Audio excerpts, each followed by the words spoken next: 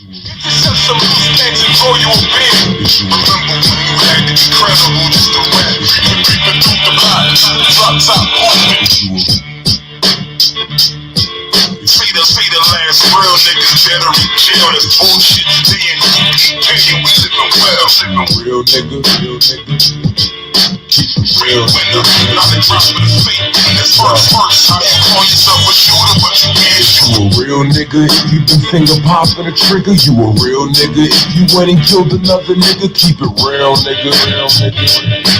You ain't a real nigga, now that's real nigga. Is you a real nigga if you on crippled blood? Is you a real nigga if you been labeled a thug? Keep it real nigga, real nigga. You ain't a real nigga, now that's real nigga. Who gave you niggas a mic? Supported all the bullshit that you write. Rapping about things you never done in your life. Call me a hater just cause I ain't falling victim to hype. And your catalog be playing in my stereo light. Cause the only thing y'all promoting is stereotypes. You niggas rap about rats or loud packs, or that you bust straps. First, don't bust back, or how you pump crack. Maybe fuck a few hood rats and only kill blacks. So my nigga, what good's that? You think it's cool we got kids in tears? Cause his mama overdosed and seen his pops in years. Role model growing up and shoot fucking queers. Cause you niggas ain't killers, man, you just fucking weird. Look, get yourself some loose pants and grow you a beard. Just get yourself some loose pants and grow you a beard. Get yourself some loose pants and grow you a beard. Just a suggestion. Now I only got one question. Is you a real nigga if you been finger popping a trigger? You a real nigga if you went and killed another nigga? Keep it real, nigga. Real nigga. You ain't a real nigga, now that's real nigga. Is you a real nigga if you on triple blood? You a real nigga if you been labeled a thug? Keep it real, nigga. Real nigga. You ain't a real nigga, now that's real nigga.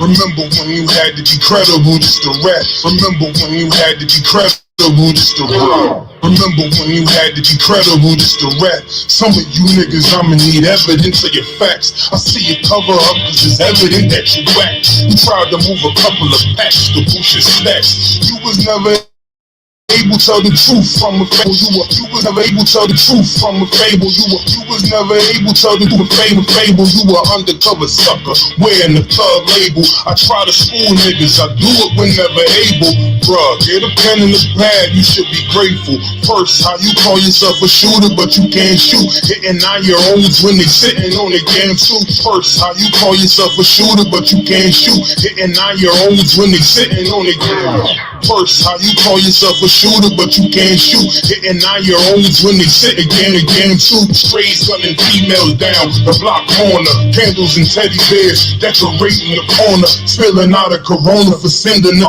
owner. That don't make you real, it just make you a blood donor. Spilling out a Corona for sending the owner. That don't make you real, it just make you a blood donor. How you niggas feel? Still wanna be thug, homie? You ain't gotta kill your people to be gangster. Know some real niggas that's G's, they outrank you. Generals and captains all ready for action. My officers is offering you, cutting you into fractions. Wanna be a blood or a crip, you champion. Straight winner, not a drop of the fake in us. They say the last real niggas that are in jail, that's bullshit. I.S.U.P.K and we living well. Is you a real nigga if you been finger popping a trigger? You a real nigga if you went and killed another nigga? Keep it real, nigga. Real nigga. You ain't a real nigga, now that's real nigga. Is you a real nigga if you on crippled blood? Is you a real nigga if labeled a thug? Keep it real, nigga. You ain't a real nigga, now that's real nigga. We died together, dying on no boat. We died together, dying on no boat.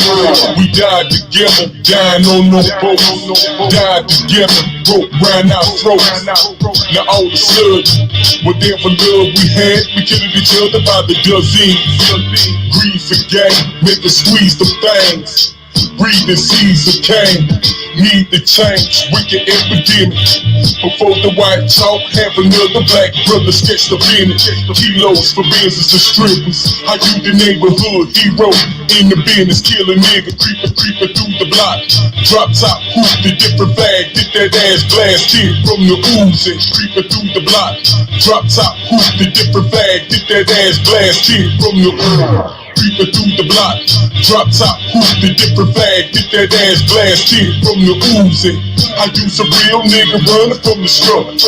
I use a real nigga taking it up the butthole. Where I'm from, red dot, stop the blood flow. Pulling in the cars to MC Gusta, must know my clique.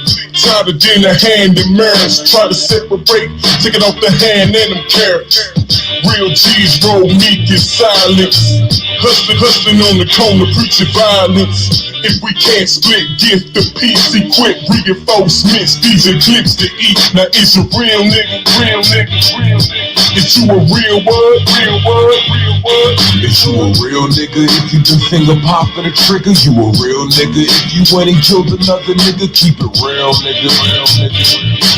You ain't a real nigga, now that's real nigga. Is you a real nigga if you on cripple blood? Is you a real nigga if label the thug? Keep it real nigga, real nigga.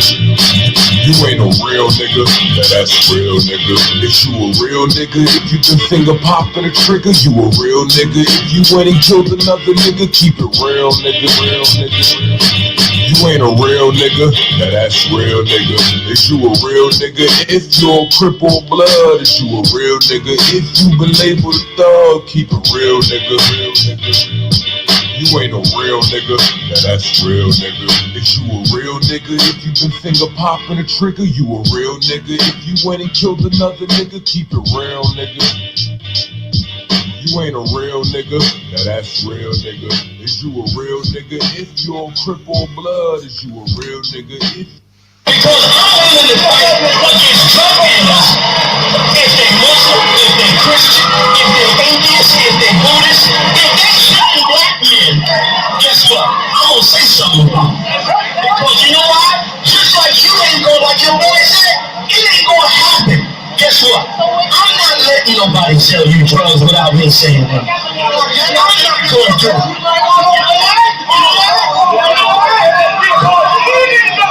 Even though I don't know you, guess what? Just like that's your boy, guess what? I'm your boy.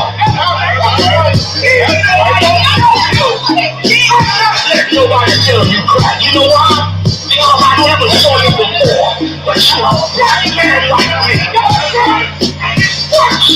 My whole life was trying to find something to follow. Had loyalty, every man tried to borrow. Felt pain and a lot of sorrow, got betrayed, so packed, I didn't even have my heart broke. Living confused, about to lose hope. Cops got me on the side of the road like a sideshow. Need an antidote before I croak. Now I'm setting fire to rhythm man blues, for this guitar smoke. Rebel with no cause, trying to find direction. The world got me vexed. Picked up a bad liquor habit that's hereditary from oppression. Felt like my life was on fire, trying to find an exit. Now look, 10 G's plus a good rep. Sometimes a follower is a soldier, trying to find a good ship. Plus when you in hell, how did you excel? Wisdom the breath of life, I believe in fairy tale. Listen well to what I tell. No calling can cause pain, something that a rebel knows very well. Can't you tell I was sent from the Lord? Got a tongue like a two-edged sword, with a style that they might just record. The only thing equal is the curse for the wicked and the righteous reward. Have mercy on the many, don't see it. Separated from the tares, now on my prayers, and it's so big. A rebel, take the world by word of mouth. U.P.K, we the rebels that you heard about. Yeah. And it ain't gonna stop till 100 verdicts in the house and I'm handing verdicts out. Get rank, you ain't heard a clout without a shadow of a doubt. These devils hitting licks off us. Fuck the bank, I'm about to start a pocket ticket office. Can't sweet talk, cannot stop us. And plus I know the feds watch us. Tell the people that they church full of witch doctors. Put us in prison, they stop violence. Meanwhile, U.P.K turning rebels into rock wallers. And leave with mighty men, and now I understand things that never truly made sense. Like why I'm crying at this funeral for a criminal, knowing he ain't innocent. It's fucked up. but my boots shine. Standing between two priests, about to blaze on their ass, call it tough love. Look out for niggas just gloves, and wouldn't touch a white bitch with OJ's black gloves. Father, forgive me for my error. I'm forever by your side, cleaning punishment of all my flaws. This the reason I'm alive. Thank God for this truth, cause for a long time was a rebel without a cause. Look, man, first time I met manager YAHANNA, man, hit 3807. Rebel without a my cause. little daughter with me. Open the door, he was dropping the truth for me and all that. Rebel He said, without a yeah, cause. man, you know, you do your time. We taking the mountains, training the hand-to-hand combat. Rebel without said, a cause. oh, yeah. It's the reason I'm Shine me alive. up, Thank nigga. God for this truth, cause for a long time was a rebel without a. Okay, Shalom. This is the Israelite School of Universal Practical Knowledge under Commanding General YAHANNA. Started out of 1 West 125th Street, Harlem, New York. The I.S.U.P.K is not affiliated with any other group, no organization, nor anything. You understand? And the I.S.U.P.K since 1969 has been teaching that the so-called blacks of the transatlantic slave trade and the natives of North, Central, and South America are the true biblical Israelites according to the Bible, whom today have lost their heritage and now called by the names of, you know, African American, Jamaican, Trinidadian, you understand, Colombian, Ecuadorian, Puerto Rican, Mexican, Native Americans today. You understand, these people are God's chosen people according to the Bible. And for a long time, this history and these facts have been shunned by society, which is ruled over by our oppressors. And it has been shunned because these things are the way, the fall of this great and wicked kingdom that we're in. These things that we teach in the I.S.U.P.K is the solution to our brothers killing each other in the streets. Is the solution to the thing that happened in Croydon the other day, with many people wounded and one person died. You understand? Things like that happen in our community all the time, because we have been taken away from our laws. We have been taken from our heritage. So like okay, Trooper, if you could get me Jeremiah, sorry, Slacker, no. Yeah, Jeremiah 17:4, Bob Kishar. Understand? We have been taken from our heritage and shown lies. You understand? We have been shown Christianity when we was brought over, when it was taken in the transatlantic slave trade. You understand? And through those slave ships, and when we was brought onto the plantation, we was taught these things that are false. We was reintroduced to the Bible, which is our holy records of our people and our power, which is our God. You understand? This knowledge of the Bible, the true understanding of our records, has been, you understand, our Bible has been given to us, and given to us with the doctrine of our oppressor, with the doctrine of a bastard nation, of whom this Bible does not belong to, of whom the mysteries and the secrets of scriptures does not belong to, and they could never understand because it was never made for them. You understand? And that's what they come with, their doctrine, to dumb us down and to weaken us as a nation of people, and to keep us from what is clearly written in the Bible. The Bible says that Christ is a black man with thick woolly hair and dark skin and spoke loud. You understand? But Christianity will openly say and lie and promote a homosexual to be Christ, and say that the Israelites are white and you know, are inbreds. You understand? But in the Bible itself, it clearly does not depict that. And these are the things that the UPK is teaching, that we've been teaching since 1969. You understand? And this is the Tuesday Brotherhood class. I'm priesthood officer of 500 Shamgar. You understand? And this class is the Brotherhood class. You understand? This class is to show our people the true way, the true understanding of this Bible, and the only way. You understand? The only way to find solution, the only way to find resolve in this empire. You understand? It's the only way to cleave unto what we've lost and to recover what we have left of us. It's the only way. In the so-called 2021, with all these things happening in the community and things that have been happening since, our grandparents and great grandparents, you know, have been suffering oppression, And it's nothing that we suffer today is anything different from what we suffered back in those times. You understand? It's no different from what our grandparents went through. You understand? Maybe the system was more abrupt with their racism. Maybe more open with their racism. But today we still suffer the exact same things. We're still marching and protesting for the same thing. We're doing the same nonsense that has no resolve or solution. You understand?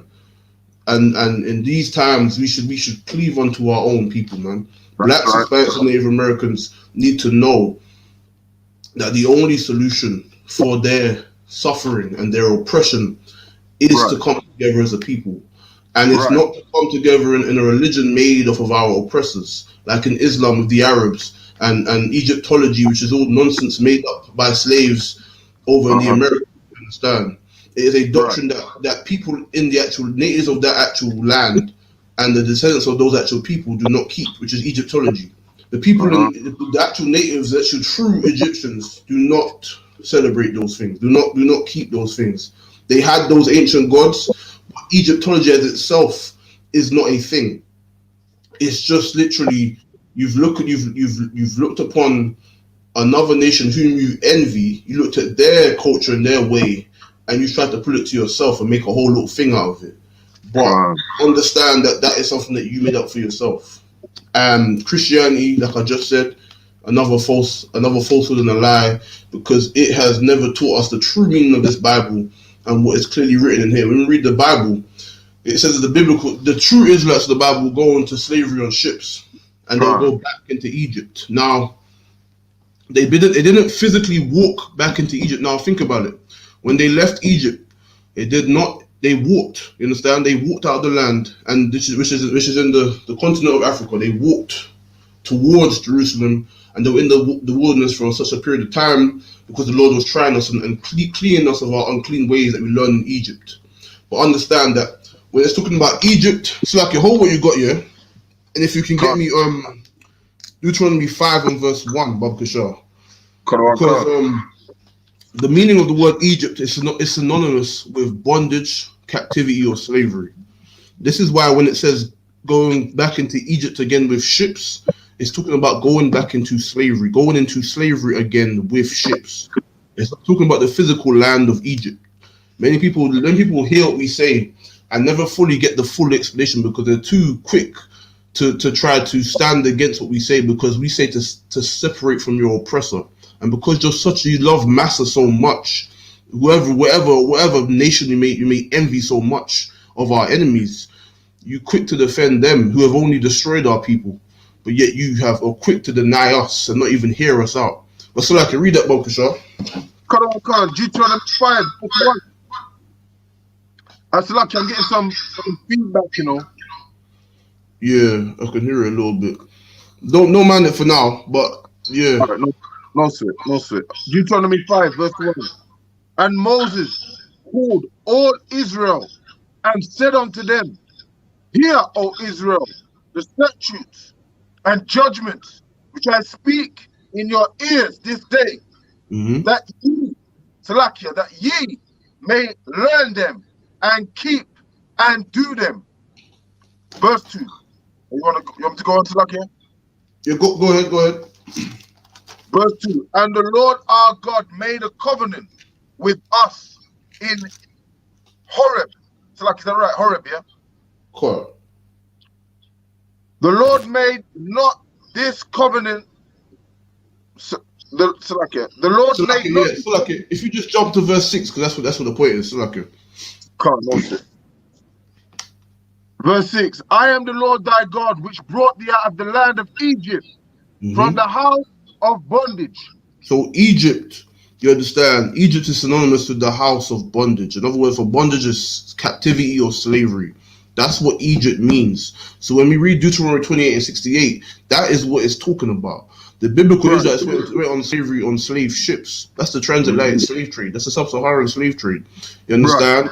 No nation of people has gone through those things, man. Now, that's just one of many things, but that's just a major one that only our people can identify with. You understand? And these are the Israelites. So, okay, read Jeremiah 17, Bokasha. Come on, Khan. Salakia, verse 4. Correct. Jeremiah 17, verse 4. And thou, even thyself, shalt discontinue from thine heritage that So I gave thee. the biblical Israelites discontinued from their heritage, man. That's why these Israelites are not knowing who they are. Only few, us in the truth, understand these things because of the knowledge and the secrets that was revealed unto our elders, you understand? But for the most part, for our people as a body, as a nation, we are scattered and we are confused, and we do not understand where we come from and who we are because we were disconnected from our heritage. So I can read on. Quran Khan. And I will cause thee to serve thine enemies in the land which thou knowest not.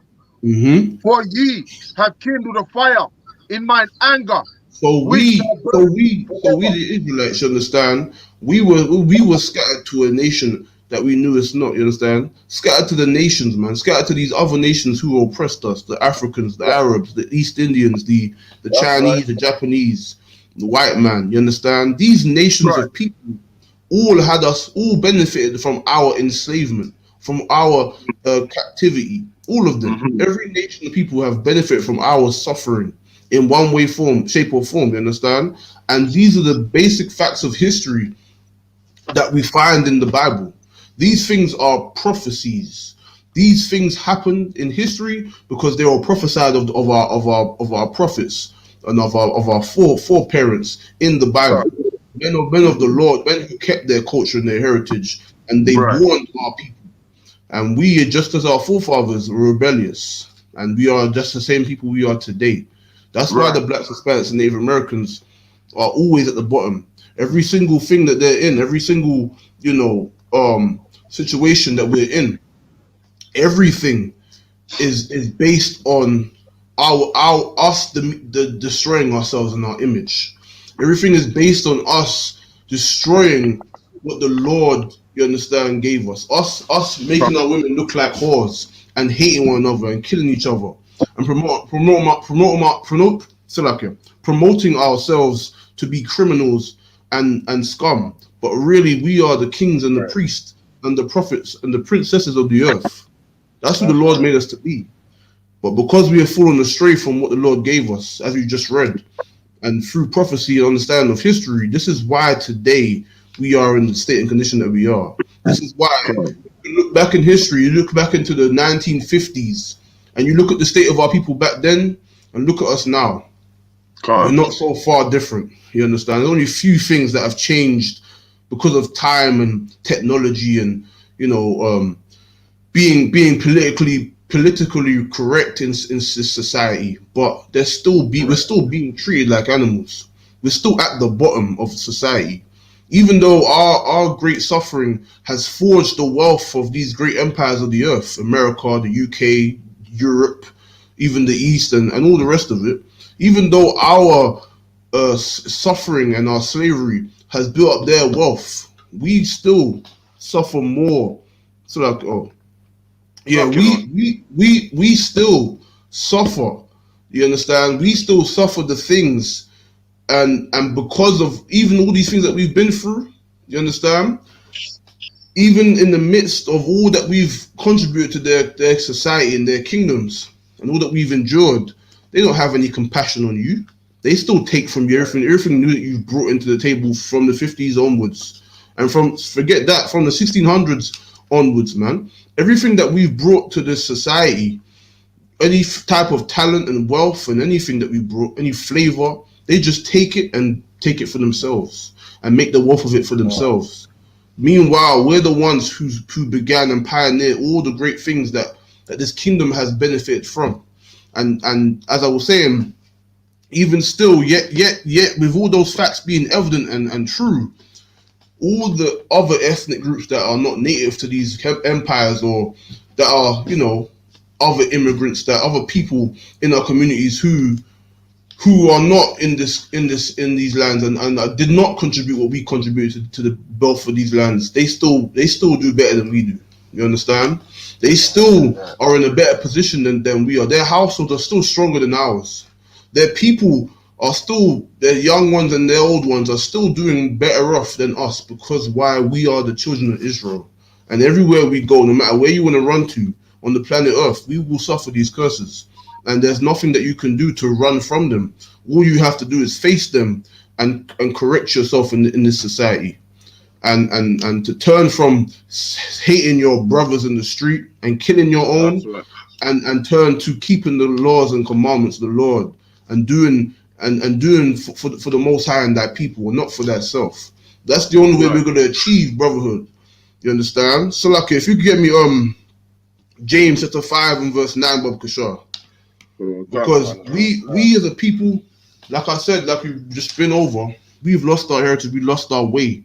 But the only way to come back to it is to know what our laws say.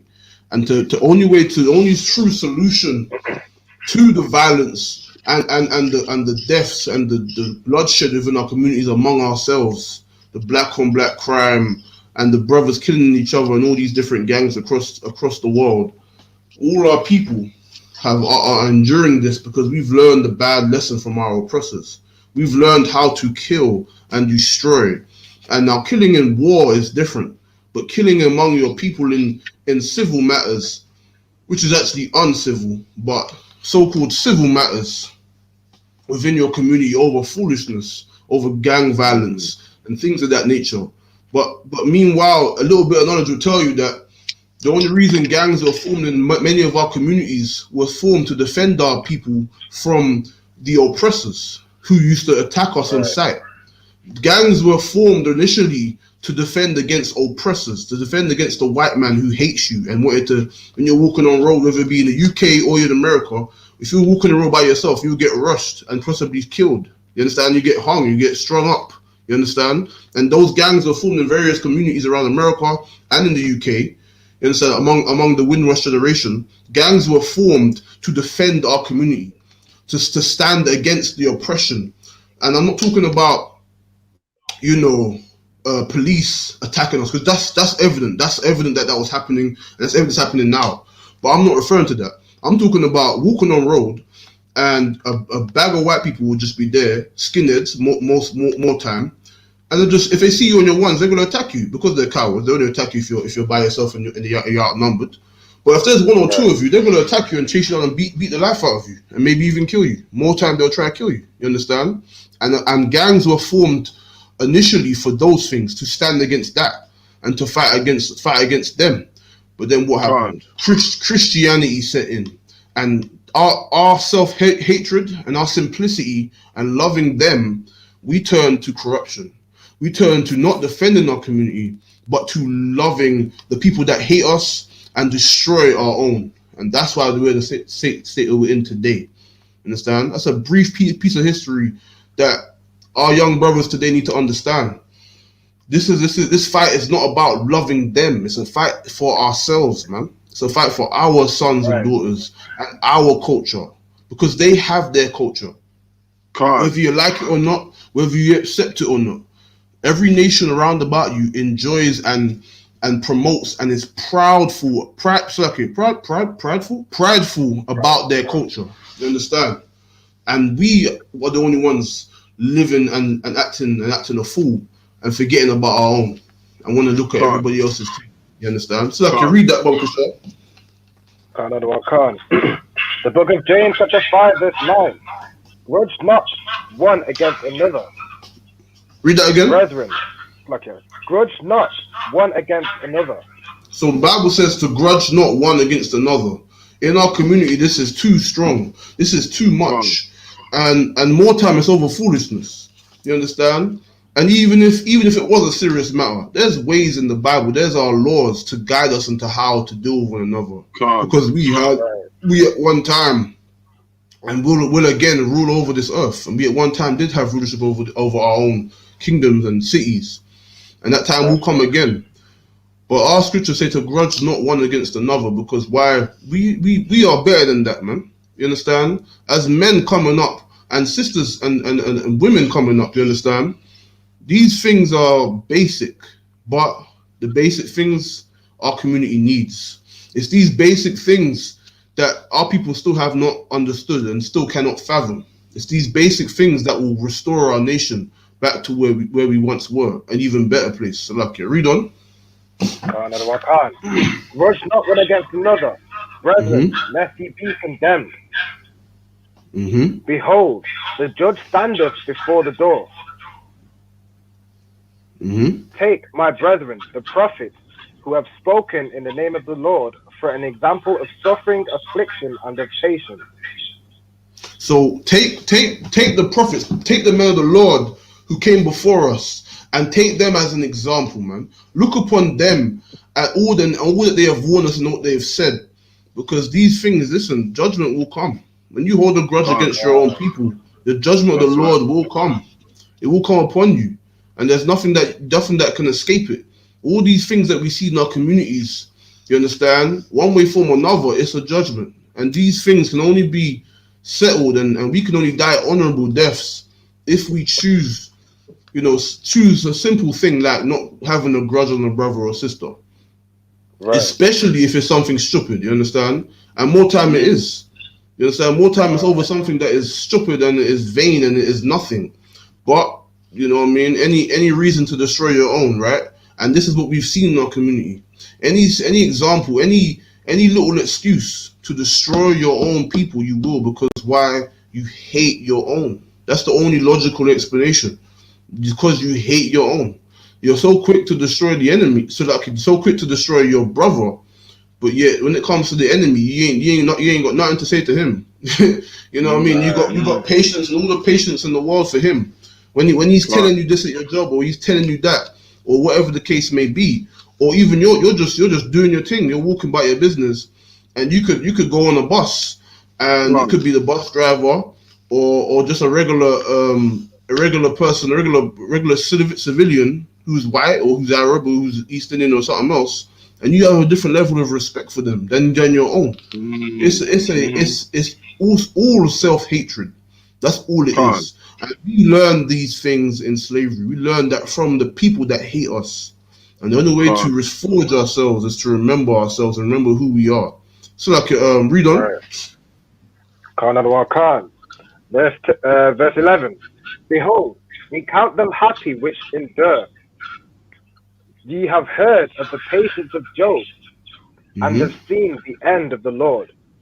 So we've heard of the patience of Job, you understand? We've heard the patience of Job, how he endured great things, but he was a righteous man. He endured so many things that most people could never even think of dealing with. And because he was so righteous and strong, you understand, he stood by, and he stared his tribulation in the face, and still retained his righteousness. He still maintained and upheld his righteousness. And that's how we should look today. Today in the so-called 2021, we should look to the men of old and look at how they endured tribulation, and look at how they conducted themselves among one another, righteously so. And we should follow suit and apply that. You understand? Because many Christians and fake Israelites alike, they read these things in this Bible, but they don't actually apply it in their lives. They read it like it's a fun story and it's all nice and it gives you that nice feeling that I'm godly and all that. But are you actually living what this says? You understand? Are you actually applying to the T what it's actually saying in your lives? That's the difference between those that are Christian and those that are in the truth. Difference between those that are heretics and those that are in the truth. Those in the truth actually live this life. You understand? Those that are heretics and that are weak, they do not. They just read it, and it's like tradition. They just have the Bible there, they read it, and then they just go home. Christianity. And you understand? And that's not the way we should be. So, like, if you get me Leviticus 19 verse 17, Bokashar. You know what I mean? Like, once again, this So, Lucky, what was that, sir? Leviticus 19, 17. 17, can't. You understand? We have to restore ourselves and restore our culture, and we all go back to the basics. That's where we all go back to. That's where it all is. It's actually in the basics. That's where you're gonna find the fundamentals to actually restore ourselves. You understand? People say that the Lord's on the way of this, and these things were written for a reason. And these things are guidelines. When we follow these things, we can be great. But when we don't, something so basic as Leviticus 19:17 could change lives, change an entire community of brothers and sisters and generations after them. Because it's simple. The Lord gave us and He knows how to be. He knows what's right for us. So like when you get it, yeah? Come on, Khan. Leviticus 19:17. Thou shalt not hate thy brother in thine heart. So there you go. You understand? That's it right there. It's so clear and it's so basic. You know what I mean? It's so simple. But yet, you know what I mean, it's these simplest things are the hardest for us to deal with and cope with. You understand? Within our community, we look to each other as if we're competition, and that is not the way. Because other nations do not do that. They look to us as competition, and their brothers they help and they assist. You understand? These are the things that we witness within the community. No one has to tell you that. Anybody that's grown up in a so-called ghetto. You know what I mean? Any black, Hispanic, or Native American who's grown up in the ghetto or the barrio or the reservation, they know these things, man. They know the conditions of their people. They know the greatness that they come from. They know the talent and greatness, the great history of their people, and they know that everything that they touch turns to gold. They know everything that they do is better than their oppressor. Everything that they do, everyone looks to and envies and tries to copy and tries to fashion themselves after. But yet they are suffering, and they don't understand that. They can't understand that, but you understand. They you know what I mean. They ask these questions as to why we suffer, why we do this. But yet some of the same brothers who were in the Black Lives Matter protests were the same brothers that was killing and robbing brothers and menacing in the community. You understand? Right. These hypocrisies and this foolish mindset of, you know, selective thinking of your people. Listen, man, you got to think about people all the time. We don't listen in the I.S.U.P.K. We do not keep to no damn Black History Month. Listen, man, every damn month, every day, every 365 days, I believe, right? You understand? Right. Every 365 days, we think about our history and our people. You understand? We don't need no month from our oppressor. We don't need his month to think of our people. We don't need him to tell us when to think of our foremothers and forefathers. You understand? That's right. We do it every day because we are sincere and we're truthful about our own and the Most High. Because remember, the Most High chose the people, and those people are still alive and well today. You understand? Those people that He chose are still His. He never done away with His people, and that's in the Bible. You understand? So, like, you read on.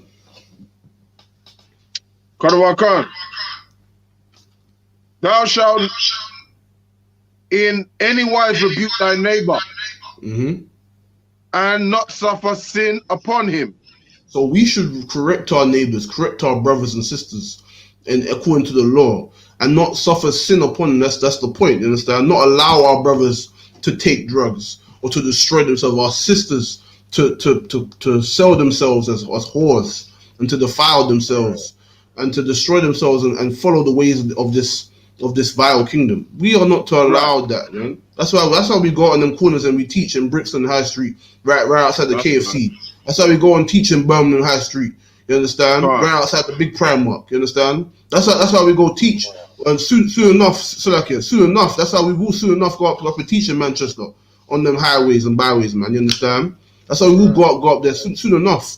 And when this COVID's over, Lord allow, whenever the Lord, you know what I mean?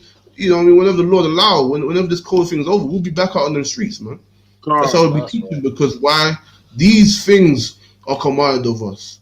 And these basic things would change our community if we all applied what is written here. Sooner, and understand this. These times are for the times of those that are to be highly regarded in the kingdom. These are times for those who choose to serve the Lord, and the Lord will greatly reward them in the kingdom to come. But regardless, just know this, that sooner or later, you understand, our King shall return. You understand? That's right. And we will rule over this earth. And these laws that we read in Leviticus, these laws written in the Bible, in the so-called Torah, you understand? These laws that we read about throughout the Bible, these laws will be laws of all over the earth. Every land of the earth would be governed by these laws. Just know that. Right. There'll be no homosexuals running about defiling the rainbow which the Lord gave to show of a sign unto the people. Right. There will be none of that. There'll be none of that. None of this vile transgender nonsense where you got big tusty men with big shoulders and broad big giant hands and big friggin' chin and everything thumping over women. There ain't gonna be nothing like that. You understand? Because this place is defiled, and the kingdom to come will be a great and glorious kingdom. And those who want to stand against the law in that day, they will be put to death. You understand? There will be no Christian pastor to say you can eat pork and satisfy you with his music and his BS. Nah, man. And all that Martin Luther King nonsense about loving the oppressor and walking side by side with them. None of those things will stand. You understand? There'll be no democracy where a man can have his own beliefs and have his own individuality. No. Listen, man, it's one way or death. That's it. That's how it will be in the kingdom. You understand? It'll be the law of the planet, let alone a land. It'll be a law of the entire planet. Every country, every land you go to, you understand, will be ruled by that kingdom, by that empire, which will be ruled by our King, Yahushua Christ. You understand? Salak, read on. Quran Khan. Verse 18. Thou shalt not avenge. Salak, let's be honest. Thou shalt not avenge, not bear any grudge against the children of thy people. You understand? We are commanded not to bear any grudge, you understand, against the children of our people. That's where it's specific. That's who you know he's talking about. He ain't talking about Martin Luther King. He had a dream, you understand? A dream where he can be in a hotel with and have an orgy of white women. Nah, that's not what the Lord said. You understand? That's not what the Lord said. The Lord said, thou shalt not. Read that again, Salakia. Quran Khan, thou shalt not avenge, not bear, Salakia, nor bear any grudge against the children of thy people. You understand? We shall not avenge nor bear any grudge against our people. The children of our people, which are the so-called blacks of the transatlantic slave trade, the natives of North, Central, and South America. Those are the people. Those are our brothers and sisters. We may have been scattered under different names and ruled over by different oppressors and different languages, but those are the people. You understand? Those brothers and sisters in Haiti and in Trinidad and in Venezuela, you understand, and in Honduras. These people are the Lord's chosen people, man. Whether they like it or not, whether they accept it or not.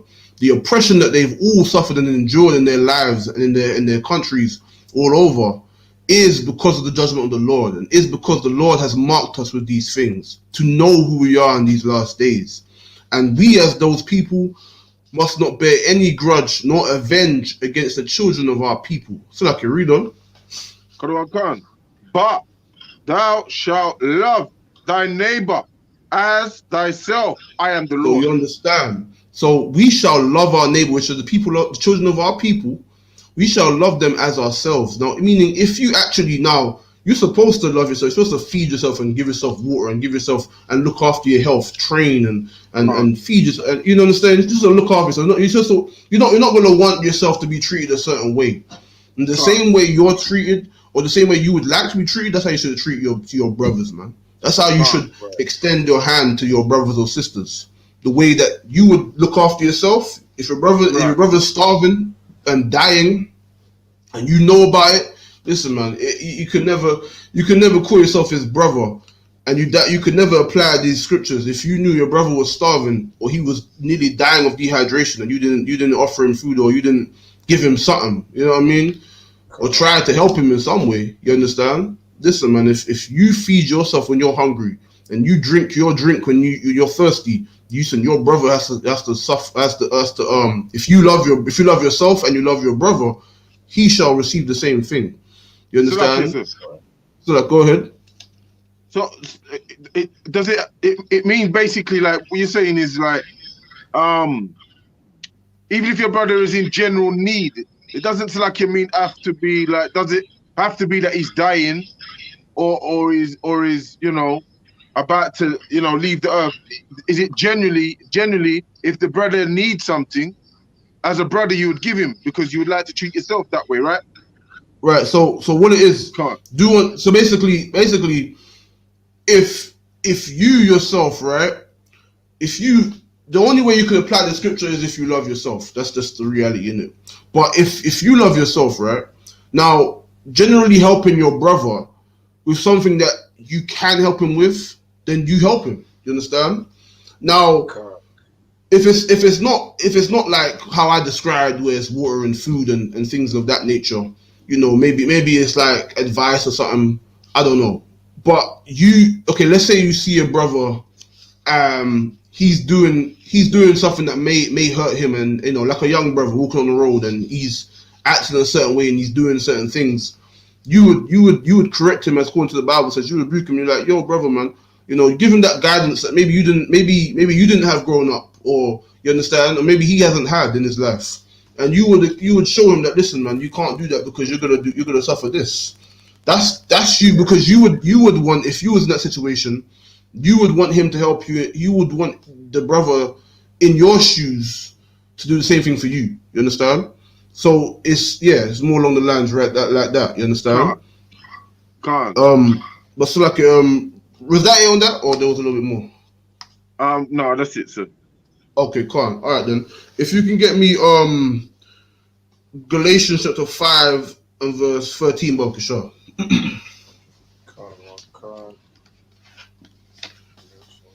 You understand? We as a people need to understand that these basic laws, and I say basic because it's fundamental things.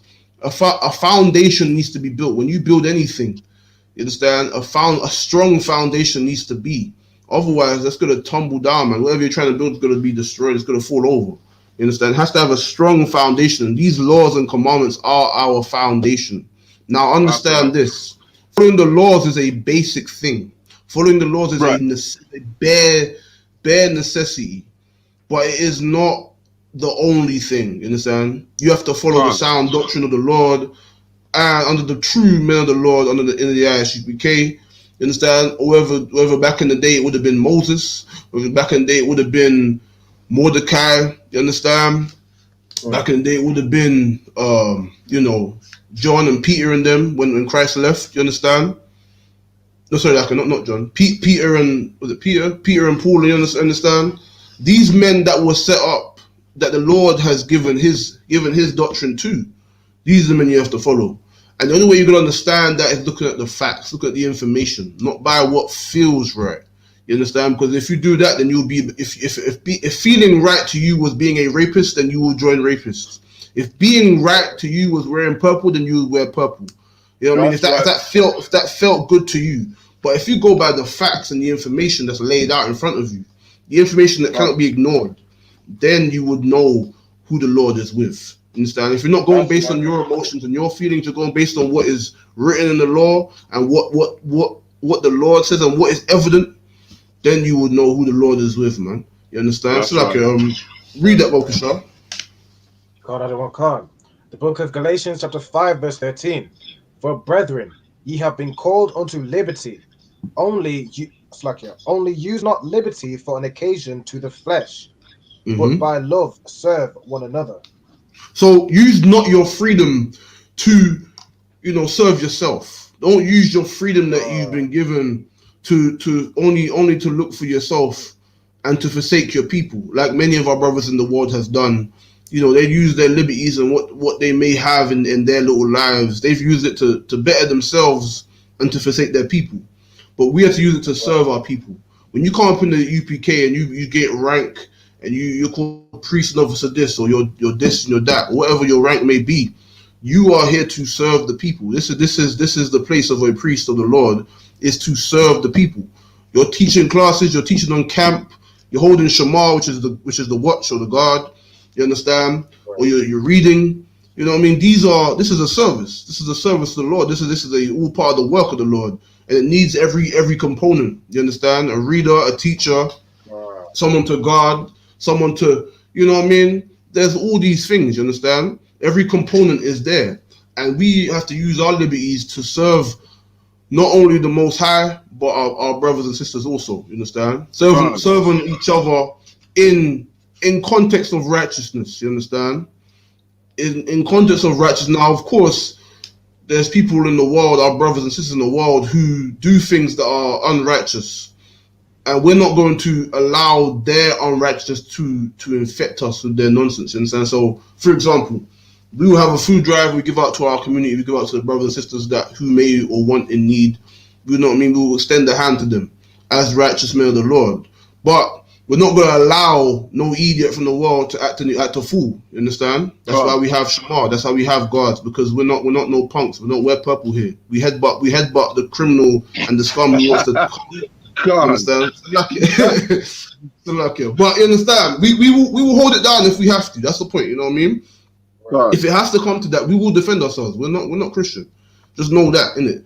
Like the men of the Lord are not on that. You know what I'm saying? If you want to come with something, you better find out that, listen, if you want my head, you have to fight for that shit. Listen, you may lose an arm, you may lose a leg, you may lose your head yourself.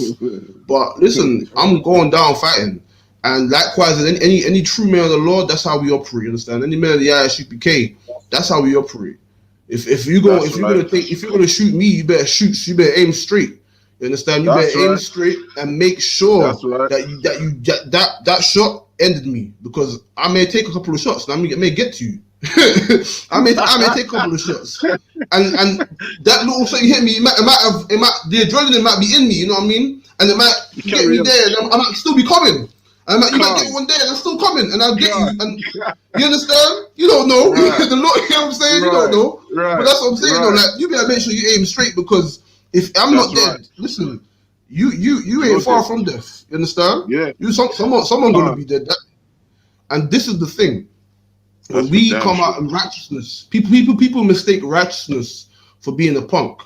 People mistake being righteous and serving the Most High for being weak and effeminate, as it's so promoted in this society, as it's so promoted in the church, because it is a lie from our oppressors. Our oppressor, his origin, the Greeks, the Romans, the ancient Spanish and the Spanish today. You know what I'm saying? All these Edomite nations, and our oppressor's culture is to be a homosexual.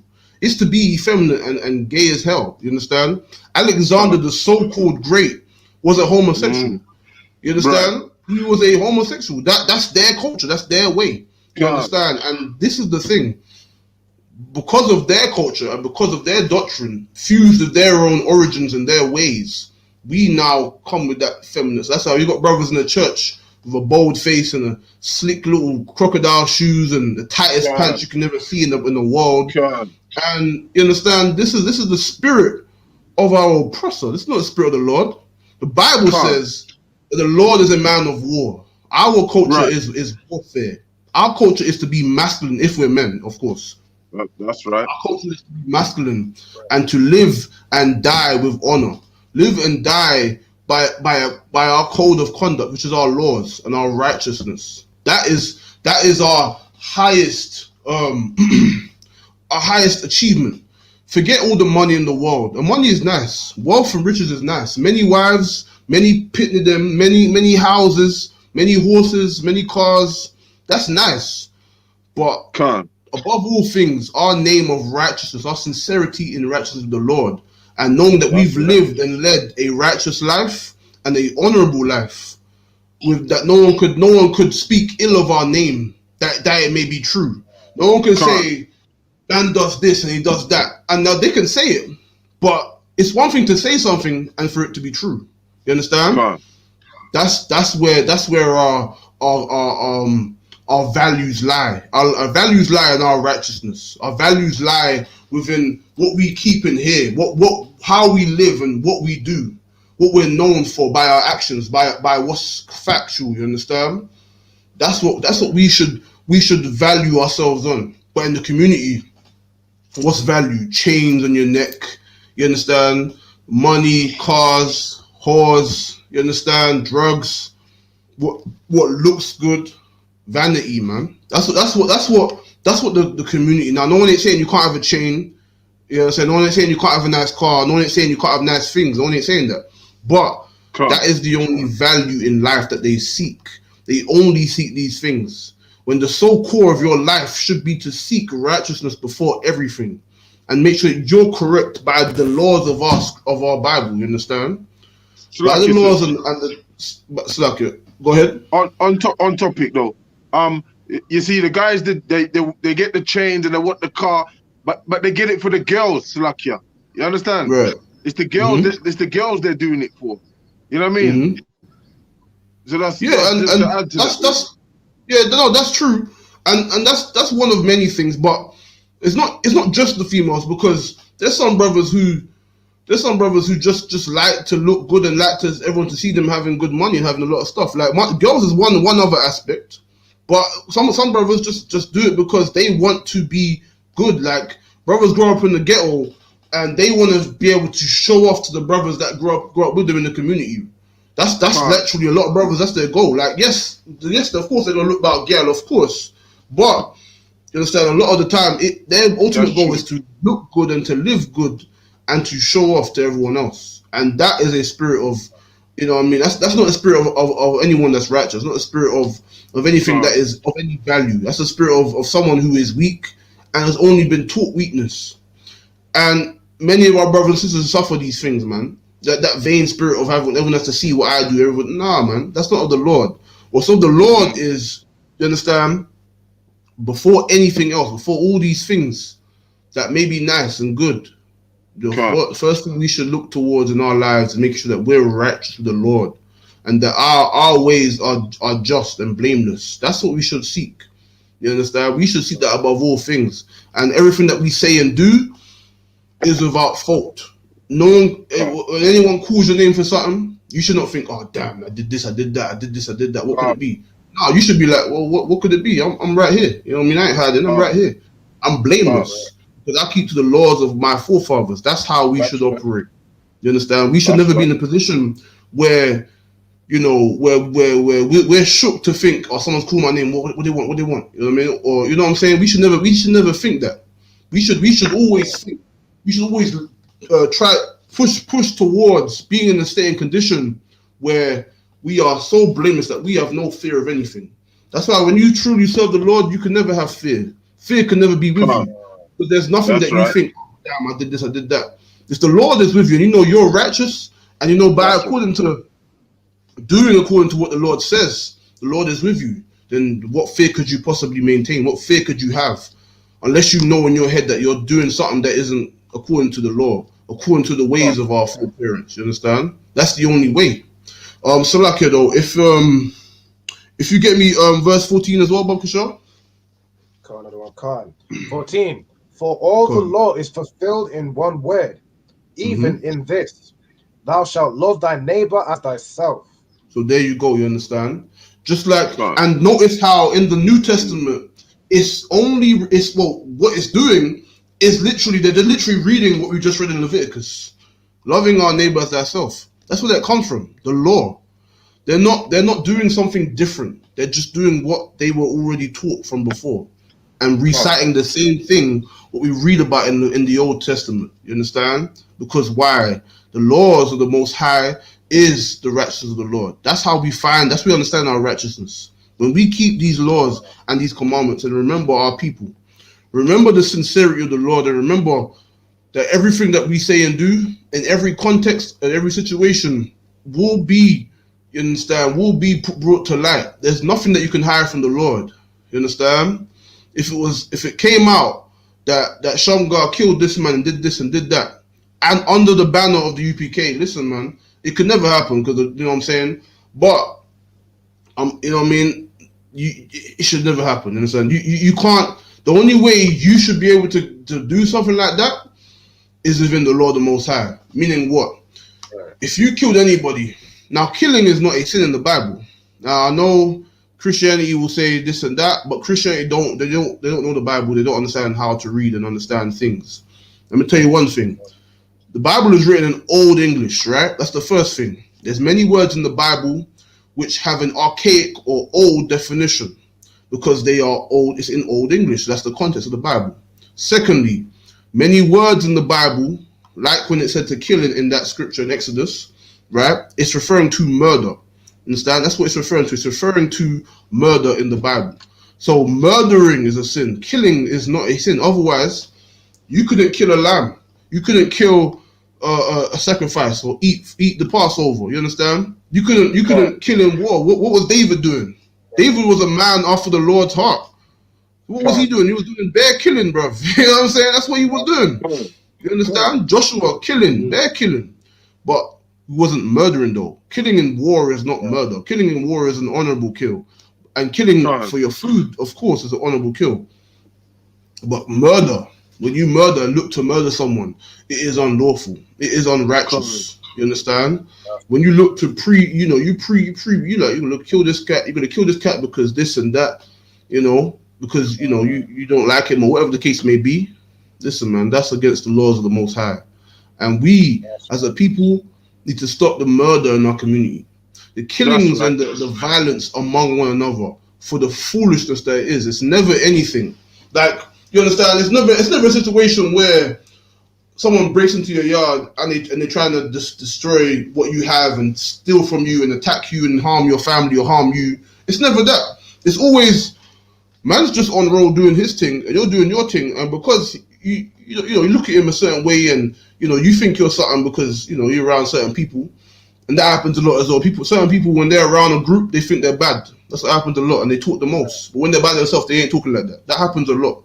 And you could be with your group and you're watching man walking by doing this thing, but because you feel big because you're around mans, then you go and attack him and end your hype of attacking the brother because you want to look big in front of your friends. You kill him. You understand? And that's a lot of things that happen in the community. That's like, a lot of the time it's not now. Okay, a lot of the time it is gang affiliation. It is preemptive strikes against a different group, or But at the same time, sometimes it could just be the fact of a brother just feeling a certain way, and because there's no lawfulness, there's no structure in his life and the way he leads his life. Anything that feels good to him, that's what he does. So at the time, he wants to feel good and hype because he's with his brothers and he's drinking and all the rest, and he's smoking, sniffing, doing whatever. And then he sees one dude walking there and he thinks he can just bully him because he's with a group. And that's what happens. A lot of time they go too far and they kill him, and then it sometimes becomes a habit. You understand? There's many scenarios in which violence leads within our community, but we must understand that the laws of the Bible is what is supposed to govern our nation, and is what will govern this earth. In times to come. You understand? We as a people need to look at the things that happen, and look at what is actually helping our cause. What is actually, making a difference? Because last I checked, being in a Muslim mosque did not help any of our brothers. It helped out the Muslims, helped out the Arab man and the East Indian and them man there. Yeah, it helped out them. You know why? Because why?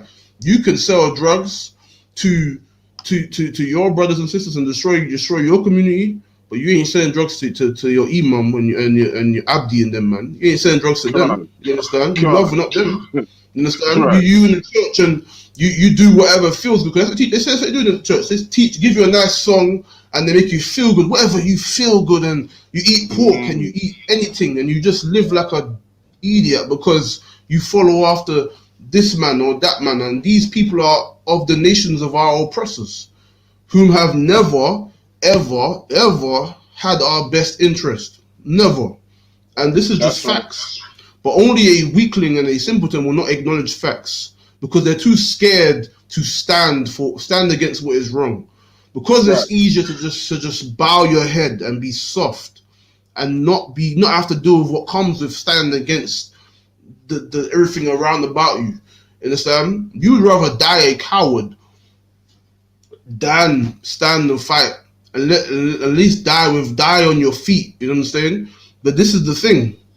These values and these honorable ways that is taught in the UPK and that is in our scriptures.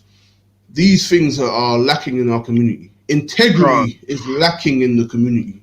When you do things because of how you feel, you do not have integrity. When you do things based on based on what is right and what is wrong, no matter the cost, no matter what may come. That's when you have integrity.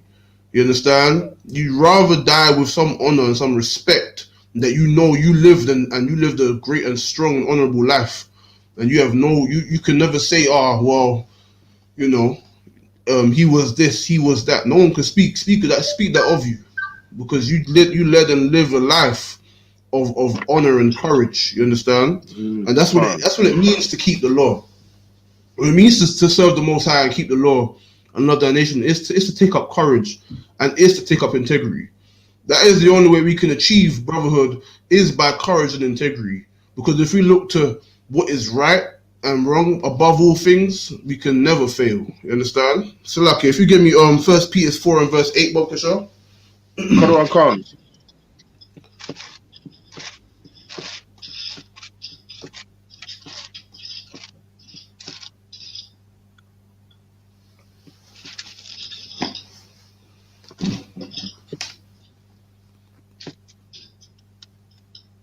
1 Peter 4 and 8.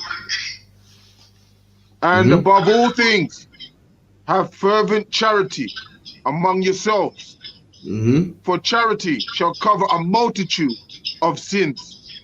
Use hospitality one to another without grudging. As every man have received the gift, even so minister the same one to another, as good stewards. So now with this, right? Charity is another word for brotherly love or sisterly love. You understand? Charity is that compassion and that basic respect that we have from the scriptures, and remembering that our brothers and sisters and how we're to deal with them. You understand? Right. So okay, what we on to forgive our brother? Yeah. Okay. Erskine, I think that's your name, Erskine, right? Okay, yes, we are to forgive our brothers and sisters no matter what. For example, that's right. If somebody kills my child, right? Let's just say, and in the heat of the moment I killed that brother.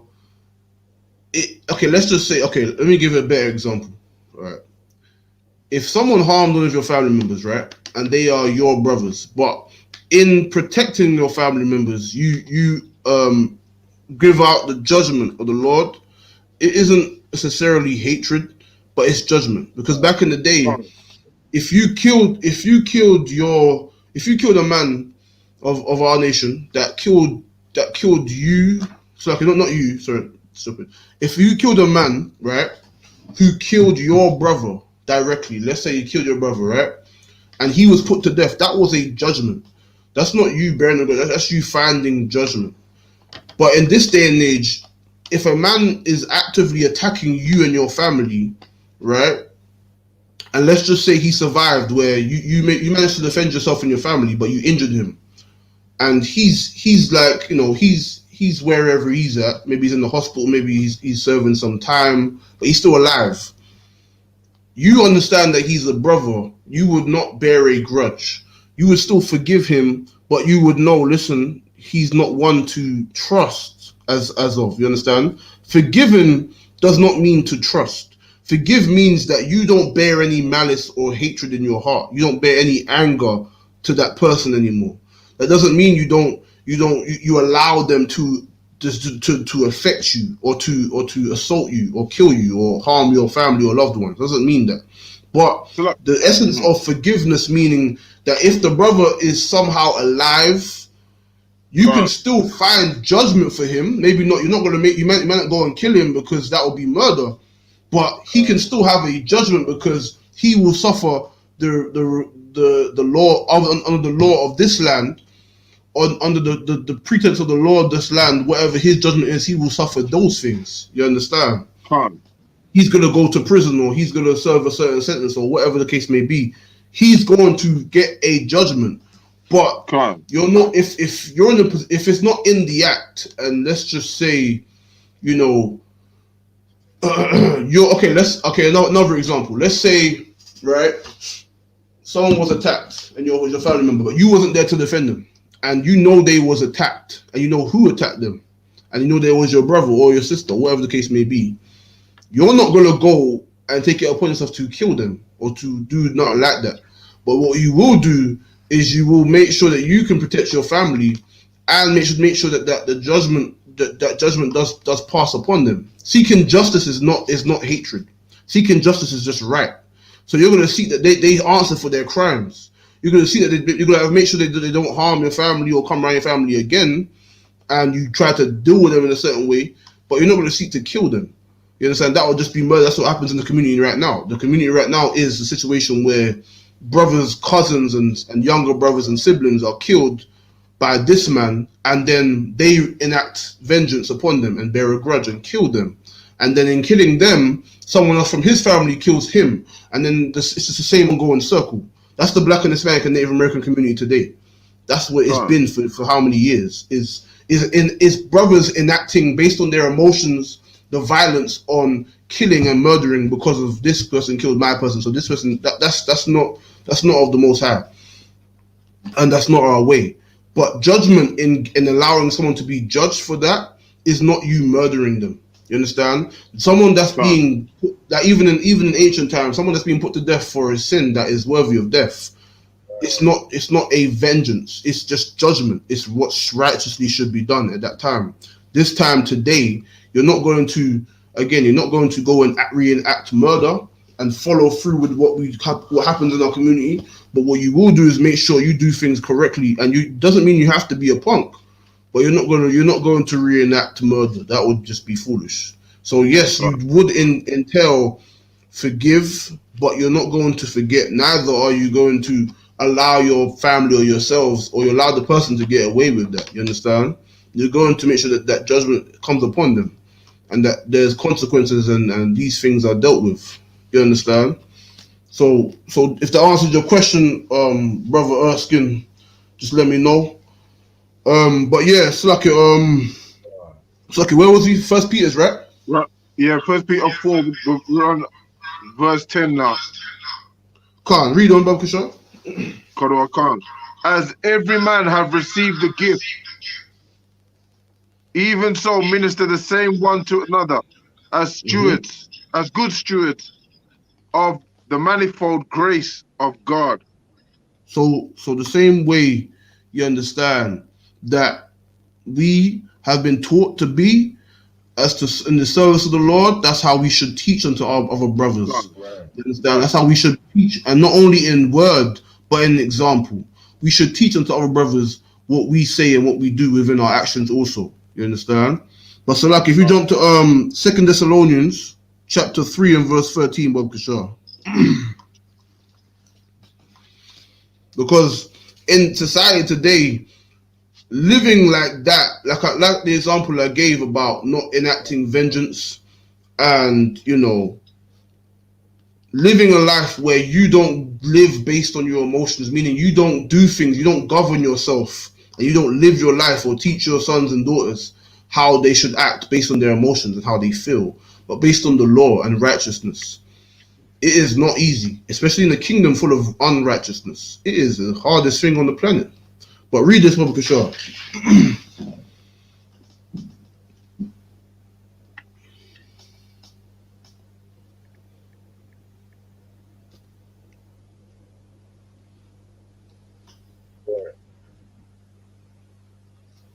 Salakia, I'll read it. 2 Thessalonians, Salakia, what was it? Yeah, 2 Thessalonians chapter 3 and verse 13. Khan. 2 Thessalonians 3 verse 13. But ye brethren, be not weary in well-doing. And if any man obey not our word by this epistle, note that man, and have no company with him, that ye may be ashamed. So hold on. So now, read that first bit again, Salakia. Second Thessalonians chapter 3 and verse 13. The first one. But ye brethren, be not weary in well-doing. If any man obey not our word by this epistle. Oh, Salakia, Albon, you kind of lagged. Can you hear me? Yeah. He's not. Okay. Salakia. If you read verse 13, Khan. But ye brethren, be not weary in well-doing. 14. So brothers, don't be weary in well doing. In this life, in this world, in this society that we live in, doing well can make you weary. But it says, That's be right. not weary. Be not weary in doing what is right. Now make sure that what you're doing is right and be not weary in doing it. Whatever you do, however you strive in righteousness, make sure that you are sincere and make sure that righteousness Con. stands also. You understand? You can never be weary. You have to stand strong because there is no other way to live that will be prudent to you or your sons and daughters. There's no other life that you can live that would be prudent in the kingdoms that we live in today. You understand?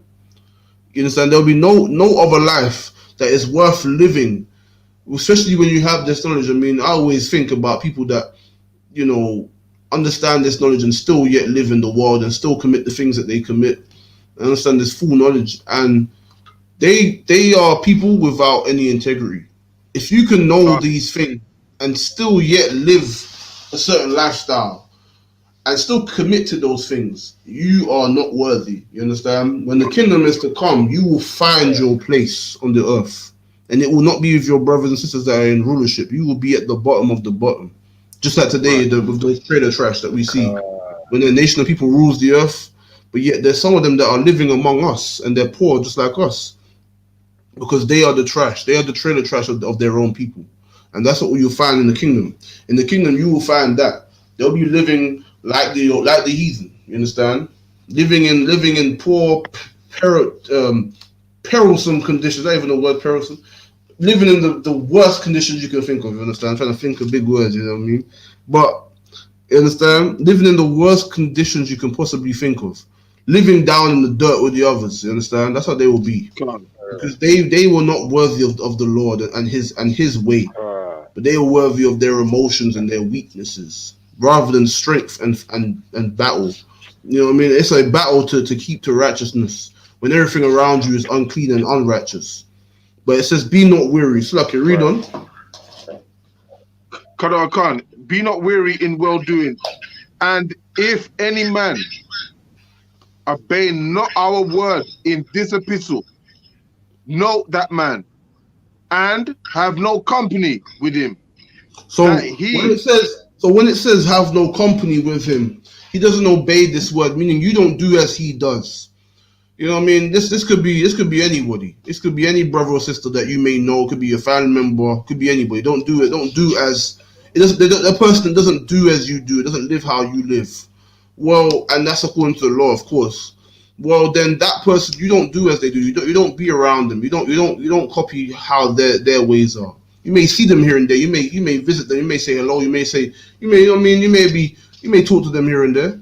But at the same time, you're not gonna do as they do. You're not gonna follow their ways and their examples and how they live. You're not gonna conform to their ways. You're gonna be completely separate in your lifestyle and how you think and do things. That's what it means. You know what I mean? You're going to be separate in your conduct and in your mind. You're not going to be separate. It says to not be around them. So what? If they're the same slave as you, or they're in the same community, you're gonna see them every day. You know what I mean? What you gonna do? Blank them, not talk to them. That's not what it's talking about. You understand? It's talking about just not doing as they do, not being unrighteous as they are, not condoning their unrighteousness when you're around them. That's what it's talking about. You understand? But don't put yourself in. But regardless, anyway, you wouldn't put yourself in the position to have to be in that position to be around them like that anyway. You understand? You may be around them, may see them here and there, you may do whatever, but you're not going to be in a position ever where you would trim your ways to be around these people. You understand? Read on. So like yourself, just a question. So there's a question that the scripture that says two can't walk together unless they agree, or bad company corrupt good manners. Would that fit with that one there? Because okay, yes and no. Because when it says two cannot walk together unless they agree, it's a question. It's saying, can two walk together unless they agree? It's obviously no, they can't. You can't build anything with someone that is unrighteous. Meaning, I'll give you an example. Meaning, someone that's in the school in the truth, he cannot build anything with someone that's in the world in purple or in rapist clothes or whatever they wear. You know what I'm saying? You can't be together with them because you can't build, because why? There's that unity camp nonsense. That's some foolishness, man. You understand? That's some weak-ish, man. That's not. They ain't gonna achieve nothing. You know why? Because they're all confused and they're all different mindsets and different doctrines. Right. It can never work. That's what that's referring to. You understand? You can never work. You can never build anything of righteousness or anything of worth with someone that is a different mind. You can't walk together. That's what it's referring to. You understand? So in that. You go ahead. So does it mean you can't build nothing with them, but you can keep company with them? What do you mean keep company though? Well, when the company here that you're saying, what you mean? You know, you're not gonna do the things that he do. You're not gonna follow his ways, but you know it. But what I'm trying to say is, can you still walk with that guy? What? So okay, this brother, right? He would be in the world, right? Is that what you're saying? Can't. Right. So yeah, you know what I'm saying? You can't work with him. Like, of course, you may encounter him because again, this could be anybody. This could be your mom. This could be your dad. This could be, you know what I mean? You're not gonna cut them off because they're in the world. No, but if what they're doing corrupts you, or you can't be around, that's different. Then that's different. That's a different scenario. But if you can see them on a casual level, but you don't necessarily have to be, involved with them like that. You understand? You could just visit them once in a while because they're your family or whatever, or maybe you have a friend in the world who you might talk to here and there, but you're not going to mix with them. Like, you know what I'm saying? You're not going to both serve the Most High together because he's selling drugs and you're not. That doesn't work. You understand? But the problem is, I think the issue is you're looking at three different scriptures in two different contexts. So those scriptures don't really go together. But because there's three scriptures in it. So there was the one about two walking together, and then what was the other one that you brought up? Bad company corrupt good manners. Right. So that's what I'm saying. That bad company thing. I don't think it says. What was the precept though? Do you know the precept? I'll find it. I'll get that. Yeah, no sweat. When you find the precept, we'll see, because I don't think it says bad company, but we'll see it. Maybe I've got it wrong, but I'll double check. Right.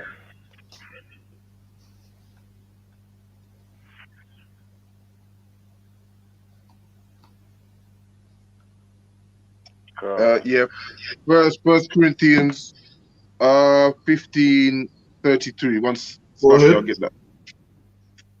I'm just gonna get that 1 second. First Corinthians 15.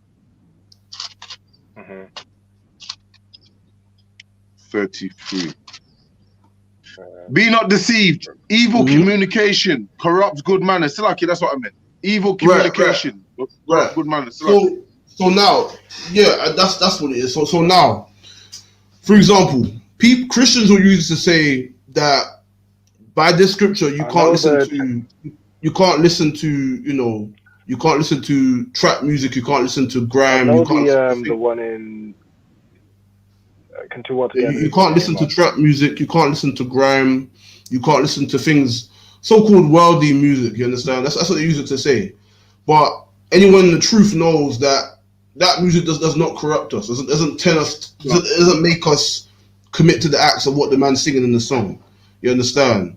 Those things are a form of entertainment. You understand? That's what they are, a form of entertainment. But what the scripture is saying is that the same way that unrighteousness may corrupt any brother that may be weak. There's some brothers who don't eat meat. You understand? Like the scripture saying in Corinthians, there's a brother don't eat meat, but he's not sinning by not eating meat. By not eating meat, right? You understand? But it's just something that he has as a stumbling block with. You understand? He may be weak with that. So let's just say a brother who may, let's say for example, I never heard a brother like this, but let's just say a brother who listens to certain music and it makes him want to live like that again. Well, then he shouldn't listen to that music. You know what I mean? That's for that brother.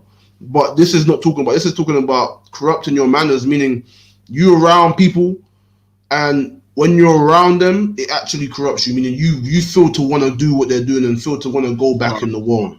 You understand? And that's how you shouldn't be. If being around certain people and listen to certain things does that to you, then you shouldn't deal with it, because you can't handle it. But other brothers, they can be around anybody and they can still keep it one West. You understand? It's just different people, and it's not a crime to be that way. It's just some people are different. Everyone's different. So you understand? You know what I mean? So yeah. It's not saying it's not saying you should not be around, or because it's actually practically impossible to not be around people that are unrighteous in the kingdom that we live in. You understand? It's literally impossible. Even in that time as well, it's impossible because they're living under the Romans. The Romans openly have orgies in their public areas and in their public baths. You understand? You can read about this. The Romans had all kinds of mad, disgusting things going on, and it's impossible to not be around people like that. But of course, if certain things offend you, then you should try to stay away as much as you can. You understand? But me personally, I wouldn't be around. Okay, that's not true.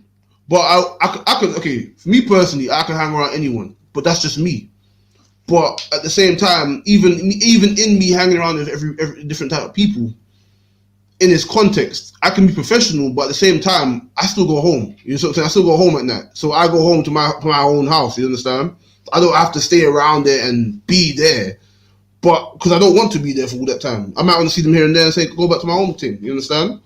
That's all it is. You know what I'm saying? So like, if you get me, where was he? Okay, if you get me, Ecclesiastes, chapter 12. Ecclesiasticus chapter 12 and verse, where was it? Ecclesiasticus 12 and 17. Yeah. Ecclesiasticus 12 verse 17. If adversity come upon thee, thou shalt find him there first. Mm-hmm. And though he pretend to help thee, yet shall he undermine thee. He will shake his head and clap his hands and whisper much and change his countenance. Right. That's it. So this is talking about your enemy. Your enemy will do these things. Whenever there's adversity with you, you understand? He's not going to be around. You understand? He's not going to be around to help you. This is our enemies. These heathen nations and brothers that make themselves enemies of us. This is what they will do. They will commit themselves to only look for your demise, only look for your fault, your destruction. That is what an enemy would do. You understand? That's not someone that is a brotherly person or someone that you should look to as a brother. You understand? Now, if it is a brother in the world, you conduct yourself according to the law. But of course, you're not going to have yourself be afflicted by someone like that. You understand? Right. And when you choose to be in Christianity, when you choose to be in a gang, when you choose to be in a mosque, this is when you will be afflicted by someone like that. Whether it be your own brothers afflicting you, or it will be your actual enemies. Either way, these people have made you an enemy, and this is how they will treat you, according to the Bible. And according to the Bible, these people you should, you know what I mean? You shouldn't look to love for them. You shouldn't look to love them, man. You shouldn't look to love your enemies. I mean, in the heathen, I'm referring to. You shouldn't look to love Christianity. This is what our people tend to do. But Slaki, read that again. Ecclesiasticus 12 verse 17. Mm-hmm. If adversity come upon thee, thou shalt find him there first. Slaki, if you jump to verse 15. For a while he will abide with thee. Jump up to 10. Slaki. 10. Yeah. Ecclesiasticus 12 verse 10. Never trust thine enemy. So there you go. You understand? So that's the context that we all understand. Never trust your enemy. These enemies, referring to the heathen nations that we love to choose to give our love to and our compassion to in this society, following men like Martin Luther King. You understand? These people go against the law of the Most High. When you wanna give your love to another nation of people that have only oppressed and destroyed your people, The Bible says to never love them. So like, read on. That's right. Quran Khan. Never trust thine enemy. Mm-hmm. For like as iron rusteth, so is his wickedness. Though he humble himself and go crouching. So though he humble himself, so this person, this enemy, he will humble himself and he will go crouching. He will humble himself and give you Islam and give you Christianity and give you Buddhism and give you all kind of doctrines and give you the vain desires of this society, thinking that acting like he's your friend. You know what I'm saying? Read on. Quran Khan. Yet take good heed and beware of him, and thou shalt be unto him as if thou hast wiped a looking glass. And the same way you clean a looking glass, right, or glasses or something, right? You make sure you be careful around him, basically. You know what I mean? You clean your glass to make sure you can see clearly. Make sure you be careful around that enemy. You understand? Not to go in his church and to love him and to conform to his ways in this society. No, you look to watch him keenly. Now, of course, we're going to be around the enemies of our people as well as the enemies of these other nations. But in all these scenarios, we remember that, you know, we have to watch them keenly, because many brothers and sisters in the world, as we all know, are bent on self-destruction. They're bent on killing their own and destroying their own no matter what, and not for any probable cause, but for the clear only purpose is to just to find destruction, just to have the ultimate goal of destroying you.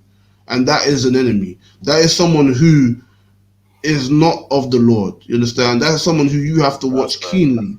You understand? So I can read on. Quran Khan.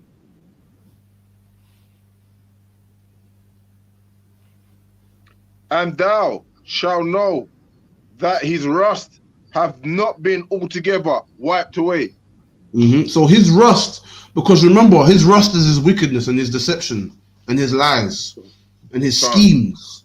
That's the oppressor, man.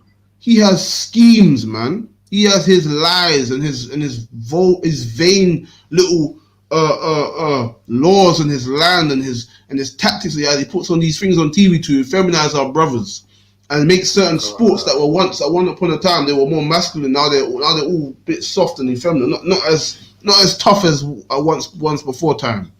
They promote professional sports to be a bit more soft and a bit more lacking in masculinity. They promote TV programs and cartoons for our kids. That's the rust, that deception and the lies. These things that solely destroy us, make our men weak and our women whores. These things destroy us, man. And these are part of his rust that we love to obey when we follow his religions and love these other nations. You understand? And the same with the enemy same way with a brother that's been corrupted by our enemies. You understand? He will have that same rust. Because of the stain of this world has taken such a toll on him that he can't even see his own demise and his own wickedness. You understand? So I can read on. Quran Khan. Set him not by thee, lest when he have overthrown thee, he stand up in thy place. So just like our oppressor today, you understand? Just like our oppressor today, they take up our place. We set them by us, and what happened? Who do we set by us? We set the Irish by us. We said, because one time when the Windrush generation was here, it was like no Irish, no blacks, no dogs, right? And then we set the Irishman by us, and then what happened? He took our place. The wealth, the oppression that we suffered was, of course, more than what he went through. He went through some little discrimination. That ain't nothing. You understand? Right. The resolve that he found was him taking our place, because we should have found that resolve. We should have found jobs and places to live and land and something in reward for our going through such oppression and things that we suffered, and the free labor that our foreparents put in, you understand, to build up their wealth. Right. But then when we want to side with another nation thinking that they're down with us and they're suffering with us, where are they? They're not by that. But we set them by us and we think they're all our friends and our loved ones and all that. Where are they? They're living good and they're getting what they came around us for, to reap the benefits off of our demise. Because they went through some little nonsense, and because they see us fighting our cause, we want to side with them and love them, and then they benefit and we do not. And that is how our enemies have been since, you know what I mean, since the beginning. You understand? That's how it has always been. They seek to find and take our places. They don't seek to, you know, help us and be true and one with us. No, they seek only to destroy and take from us. That's all they seek. You understand? Read on. Neither let him sit at thy right hand, lest he seek to take thy seat, and at thy last remember my words, and be pricked therewith. Who will pity the charmer that is bitten with a serpent, or any such come near wild beasts? So it's giving an analogy. It's saying, who will pity a charmer? A charmer is someone that will charm snakes and play with a snake, right? A snake that will bite you and is venomous, right? Who's gonna pity that fool when he's playing with a snake and he's doing his little thing and the snake bite him? He's gonna be like, he's an idiot. It's his fault. He's playing with a snake. That's the same thing that's the same thing when you play with your enemy. You understand? When you want to play with your enemy and be up in his churches and his religions and all his ways, when he bites you, don't come crawling back to us. We told you that he was a serpent, he was a devil, he was this, he was that. But you wanted to love him and forsake your own people. And the same way he treats his people is the way you treat your brothers. You understand? With that rust and that deception. Well, that is the reward. You understand? Slacky, read on.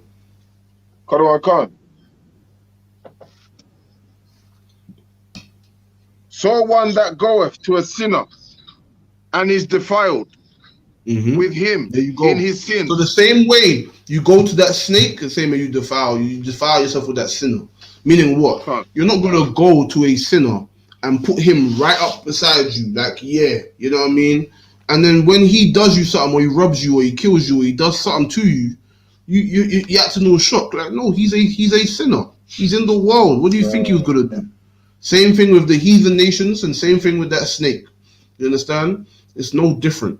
You'd be foolish, and like I was saying with that analogy about described about how a brother in the world could do something, and you know you don't necessarily hold a grudge because it's been sorted, or you know, let's say the situation has been dealt with where he's faced his judgment and you know things have been moved on. You're not going to tame that snake. You're not going to play that snake. Meaning what?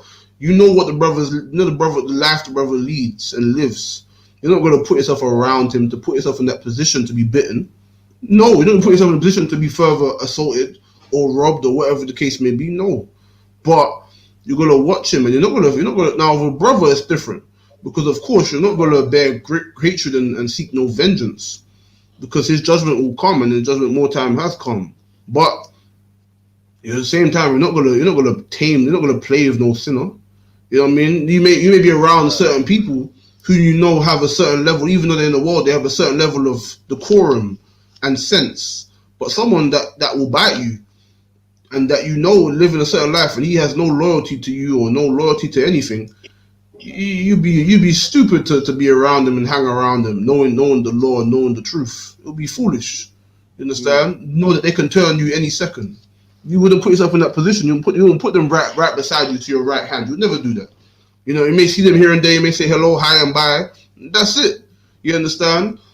But to put them right up next to you like that and play with them like a player playing with a wild animal or a snake or a heathen, listen, man, that's not a wise move. Same thing with heathens. You go around them, you talk to them, you deal with them, but you ain't gonna put them up right beside you. You ain't gonna put them up in your house and put yourself in a position to be at their mercy. No.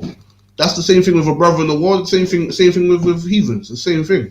You understand? It's just a stupid. It's just foolish. It's just not sensible. You understand? So like, read on. Khan. For a while he would abide with thee.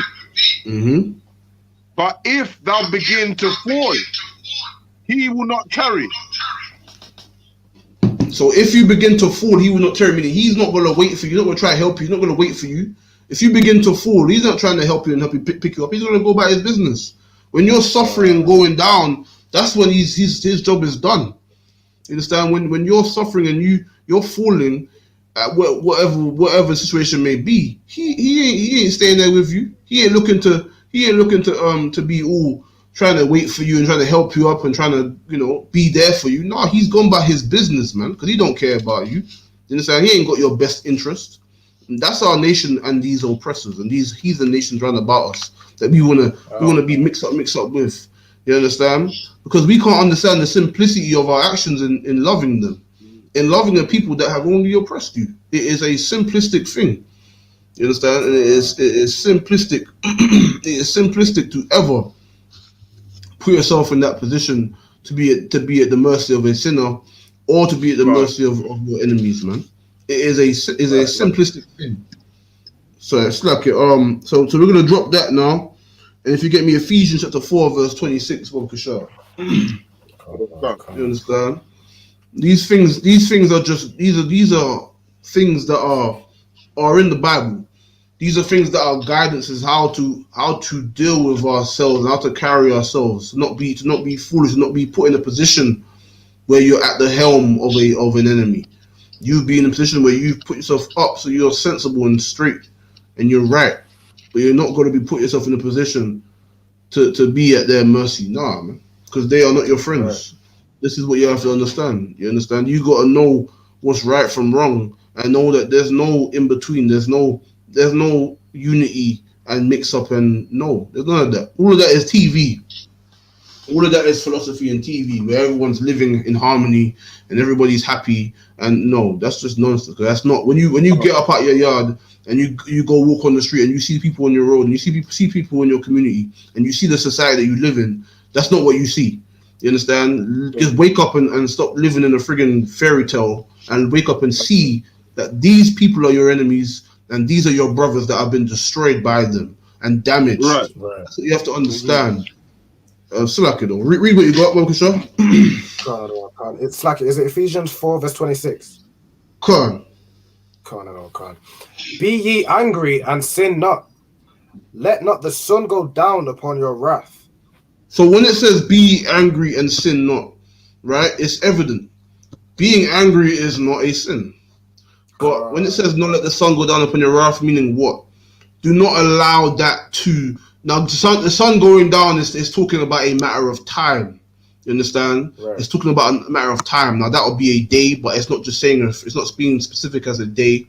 It's saying a matter of time, meaning if you're angry about something, and more to the context of the class, you're angry about a brother or a sister or whatever the case may be. Not letting the sun go down upon your wrath is waiting and allowing that anger to build up to more hatred. You understand? When more time you're angry about something that's not even nothing anyway, but that little something that it really isn't anything will turn something that is big and made it into something that is so exaggerated. But because you've let it fester inside you for so long, and that anger and that hatred is festered inside you for so long, now there's no control, there's no discipline. You understand? It's like a read on. Can't. Neither give place to the devil. Mm-hmm. Let him that stole steal no more. So don't give place to the devil, meaning that's what it's talking about. You understand? Meaning you give place to the devil, to Satan, when you allow yourself to have that anger for so long. That's when you give place to Satan, because you hesitated. You didn't speak to your brother. You didn't speak to your sister. You didn't deal with it according to the law. You just dealt with it according to your own will, and that's why you allowed Satan to come upon you. You understand? You let the sun go down upon your wrath. That's what that's referring to. It's not referring to like Christians when they say that if you're angry, you shouldn't let it get to dark because it's bad. No, that's some foolishness. Once again, it's talking about the time period in which you're holding and withholding that anger inside you. You understand? Right. So like a read on. Let him that stole steal no more, but rather let him labor, working with his hands the thing which is good, that he may have to give to him that needeth. Mm-hmm. Let no corrupt communication proceed out of your mouth, but that which is good. So the corrupt communication out of your mouth, What does that mean? Any brothers? Any troopers? Sorry, Slack it. Any troopers? Can't. Yeah, go ahead. Can't. Anything that is unlawful, Salakia. Right. That's right. No, that's right. Yeah. Anything that's unlawful is corrupt communication. Anything that you say, if you say you want to kill this man, you want to take drugs, or you're gonna do something that's unlawful, like you said. You understand? Right. Those things are, those are the things that are corrupt. That's what shouldn't come out of your mouth. Now, it's not talking about saying F this and F that and bitch this and bitch that. That's not corrupt communication. That's just it's quite rude. You know what I mean? Maybe rude in speech, but you understand? That's not corrupt communication. That's just, that's words. There's no law that says you can't so-called swear. And actually that's not even swearing. That's just a so-called curse word or an insult or rude speech. Right. It's not a curse. A curse is, you speaking against the man, and you praying for someone to do this and do that, and you're vowing that, you've actually putting a curse upon them. You understand? That's what that is. That's not, curse words and swearing is not the same thing per se. You understand? So I can read on. Can't. But that which is good to the use of edifying, that it may that which is good. So that which is good, which is what is lawful for the use of edifying. The laws of this Bible, what the Bible says. The brother's angry about something. The brother's going through something. You don't fuel his anger with nonsense. No, you say, listen, the Bible says this. The Bible says that. You say that which is good to edify, to show him what is right and what should be done in your current situation. Not saying, you could have done that now and hyping the thing up and making it worse. No. But what you should have said is what was good for the right use of edifying. You understand? To edify your brothers and sisters. So okay, read on. That it may minister grace unto the hearers. Mm-hmm. And grieve not the Holy Spirit of God, whereby ye are sealed unto the day of redemption. Right.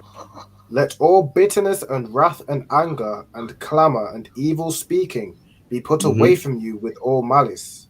There you go, man. Understand? All that clamor, that clamorous talking, you know what I mean? Just chatting, and all that evil speaking, talking about a brother, saying he's this, saying he's that, not trying to do what is righteous, speaking down upon a brother, but not trying to look at what can be done and what should be done, but only to the purpose of bringing the brother down. That's not the way, you understand? Evil speaking things towards your people and to your brothers and sisters that are unlawful and are carnal, you understand? These are not of the Most High. These are not of the Most High power that we should commit to these things. We should commit to what is righteous in this Bible and do what is said and what is done. Acknowledging fault within our brothers is fine, but what are you doing? Are you trying to help them get better? Are you trying to guide them to or give an example of righteousness, or are you just trying to just sit there and watch them do what they're doing and say, yeah, look at them, wicked. You know what I mean? That's not righteousness. You understand? Righteousness is living the example of righteousness and actually sincerity of, if a brother's doing this, you tell him that this is wrong. You understand? This is not according to the Bible. You understand? That's what we should do. That's what our community should do. You understand? So okay, read on. What verse you in, Slaka? I'm at verse 32, the last chapter. Yeah, go ahead. And be ye kind one to another, tender-hearted, forgiving one another. So we should always consider each other. Now, a situation may come up where, someone says something and you react a certain way, but you should, before you react, even if what you're saying is to correct what they said, just say it, just understand it first. It's always good. It's always good to first think on how you're going to say it and what you're saying, and if it is justified or not. You understand? We should always consider that in our speech. Being kind is not kissing each other in the mouth. That's not what it's talking about. I'm just keeping it real. You know what I mean? That's not what it's talking about. Being kind is doing things according to what is right and wrong. Being kind is you're dealing with him according to how the Bible says to deal with him. You understand? You're not dealing with him. You're not saying effing this and effing that and this and that's not. You know what I mean? Come on, man. Just be civil, being civilized, and being at that basic level of understanding. You understand? And decorum. That's that kindness. You understand? Go ahead. It's like as well. The Bible says like how you deal with when you're correcting how to deal with. Are you correcting an elder? Either an elder man or an elder woman? You're supposed to treat them as a a father. Right. Exactly. As a mother. That's right. And there you go. You understand? That's it. You know what I'm saying? You deal with a situation at hand in how you whoever the person is. You understand? Right. You know what I mean? It's easy to correct someone, but it's not easy to do it in a way that is befitting of each person individual. You understand? So if everyone is sincere in the law, then these things can be done. These things can be done, and these things can be achieved. So like you read on. Oh, that's the last verse, right? Khan. There's okay, no sweat. No sweat. Even if you as get God. Me... No, go ahead. Is that it? Yes. Okay, no sweat. Even as God, for Christ's sake, has forgiven you. That's correct. Right. So just the same way that our King Christ forgave us, you understand, is the same way that we have that same we bestow that same righteousness upon our brothers and sisters. You understand? So like if you get me what time now? Okay, cool. If you get me Matthew Matthew 17 and verse 19. Come on. Matthew 17, verse 13. Then 19, the disciples 19. Sorry, Salakia. 19:13. Was it 17 verse 19? Correct. That's what I just read. Salakia. Oh no, I didn't. Salakia. Then came the Salakia. Matthew 17 verse 19. Then came the disciples to Yahushua apart and said, "Why would not we cast him out?" And Yahushua said unto them, "Because of your unbelief. For verily I say unto you, if ye have faith as a grain of mustard seed, you shall say unto this mountain, remove hence to yonder place, and it shall remove, and nothing shall be impossible unto you." So when you truly have faith, you understand, it gave the analogy of the mountain, but when you truly have faith, you can achieve such things. You can achieve, the healing of brothers, and you can achieve the greatest and most so-called impossible tasks, you know what I mean, of keeping to righteousness and restoring your nation. That can be achieved. Restoring brotherhood can be achieved with true faith and sincerity. You understand? Right. Nobody can serve the Lord without being sincere. You understand? If people make mistakes that when it's sincere mistakes or sincere things that have taken place, you understand, that's fair, and things can be moved and things can move forward. But when people look to only destroy, like our oppressor, you can never build. You understand? Without that level of faith and sincerity, you can never achieve these great things. Doing the work of the Lord is a great thing. You understand? Doing the work of the Lord is a great and wondrous thing, and it is a miracle because look at the state and condition of our nation and our people. It is a miracle to even have brothers in schools all over the world teaching the sound doctrine of the UPK. It is a miracle. It contains brothers from all walks of life to come in here and do what the law of the Bible says. But that can only be truly achieved if everyone is sincere. It can only be achieved if the goal and if the goal is the same. In the UPK, the goal is the kingdom. The goal is perfection and righteousness. It is only to achieve that. That is the goal in the UPK. The goal is never to seek our own things. No, in our own independent lives, yes, we may have things that we want to achieve in our own lives, but the true goal in the service of the Most High is just to achieve righteousness and a righteous circle, so that everyone around you and everyone that deals with you is on the same accord. Like you know what I'm saying? So like if you get me Ephesians chapter 4 and verse 4. I believe it's 4. It should be. Because we are to be on one accord, man. We are supposed to be one mind, one spirit. That's why UPK, you know what I mean, it's so heavy, because I can be from the UK and I can go all the way to Texas, all the way to Trinidad, Jamaica, wherever, Canada, you understand? And I can be brothers, and we just the same way. We believe the same thing. We talk the same way. Everything is the same. We the way we deal with each other and among our structures and among our ranks is the same. We just operate the same way, and we flow together. You understand? That is being of one accord. That is being of one. No matter how far we may live, even across the friggin' pond and the sea and all the waves, all them miles, we still are the same. We're still the same heart of one West. You understand? So I can read that, Bokasha. Ephesians chapter 4. I'll read from verse 3. Endeavoring to keep the unity of the Spirit in the bond of peace. Right. There is one body and one Spirit. So endeavoring to keep the unity. You understand? Endeavoring to keep that unity and peace. That's what we should be. That's our goal, man. To find peace among our people. Because I don't know if anyone noticed, but you go on the road and you go look and you see, is there peace among our brothers and sisters, among our people? No. It's nothing but gang this and gang that and killing each other and foolishness. That's all you ever see out there. And if it's not death, then there's always some vain BS where there's one person trying to shine over another person. And that's not the way. You understand? There is only one way. That's for us all to strive in peace. To strive for peace. When you strive for peace, little things that your brother may do, you can wink at the ignorance. You can look at the way the matter and be like, is it really that deep? And you can move forward and look to righteousness and forget about that.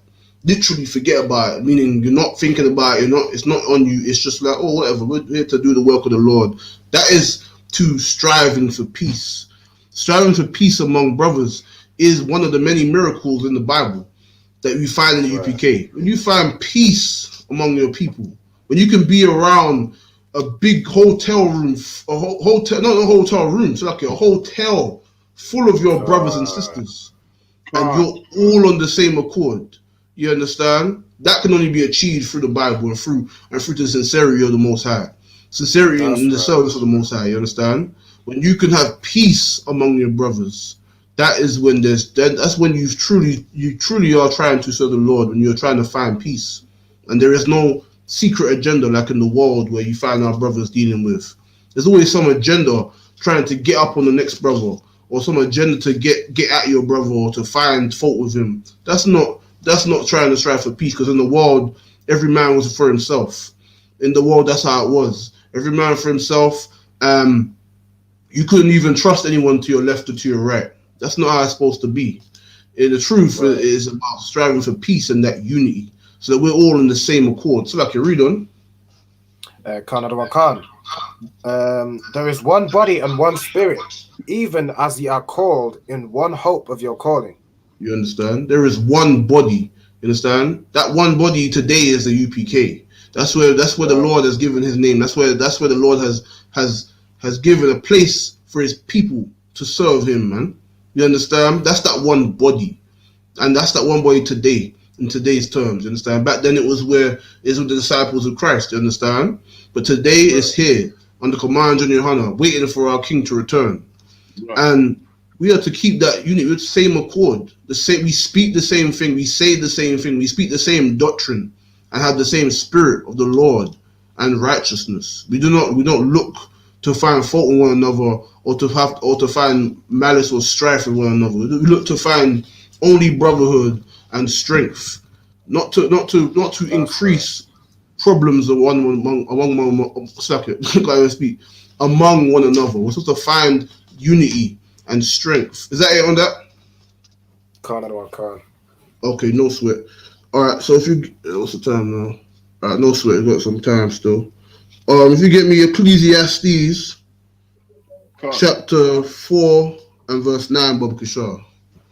So we are to be at one accord, man. We are to be at one accord in seeking the Lord and in doing as He has said and keeping to the doctrine, man. That's the only way we can achieve true righteousness in sincerity, man. In sincerity of the Lord, and that's how you can. Only way you can help our community is when the strength and the unity and the peace among brothers. You understand? The only one you're not supposed to have peace with is those that are heretics. Only because they are against the Lord. They are rebels against what Christ, what our King taught. You understand? And among those who serve the Most High, there can only be unity and peace. You understand? So like you read that, yeah? Ecclesiastes 4 and 5, so like, yeah? Verse 9. Verse 9. 2 are better than 1 because they have good reward for their labor. So 2 are better than 1, you understand? Meaning, our people, we're stronger together. 2 brothers unified under one banner is stronger than 1, you understand? 1 brother by himself doing the work of the Lord, for example, getting the job done. But 2 is better, you understand? When your brother has someone else he can rely on and you can trust. Not like in the world where you can't trust your brothers. It's just you one. You understand? You can't trust nobody. Well, with 2, the Bible says 2 are better than 1. But that, of course, in context, meaning being on the same accord, and they're getting this. They're both their goals are the same in sincerity of the Lord. That's when 2 is better than 1. 2 is better than 1 in righteousness. Not in the world with unrighteousness, but 2 is better than 1 in righteousness. So I can read on. For if they fall, the one will lift up his fellow.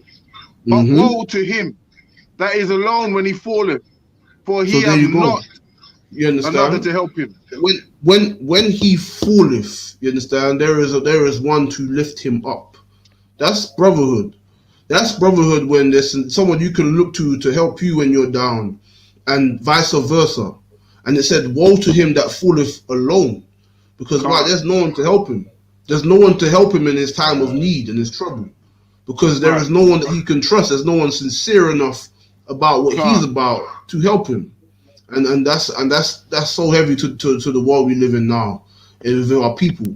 There is no way on this earth that we can find brotherhood if righteousness is not stood and is not established. If righteousness is not established and the goal is not established, then we will achieve nothing, and it will all go to hell. And you will find what we've suffered in our communities for all these years will only but continue. You understand? So I can read on. Khan. Again, if 2 lie together, then they have heat. But how can 1 be warm alone?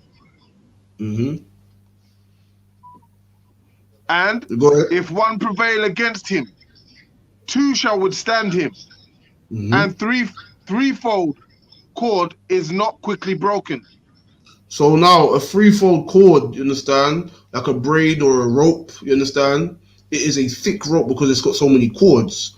And it's the same way with that rope or braid.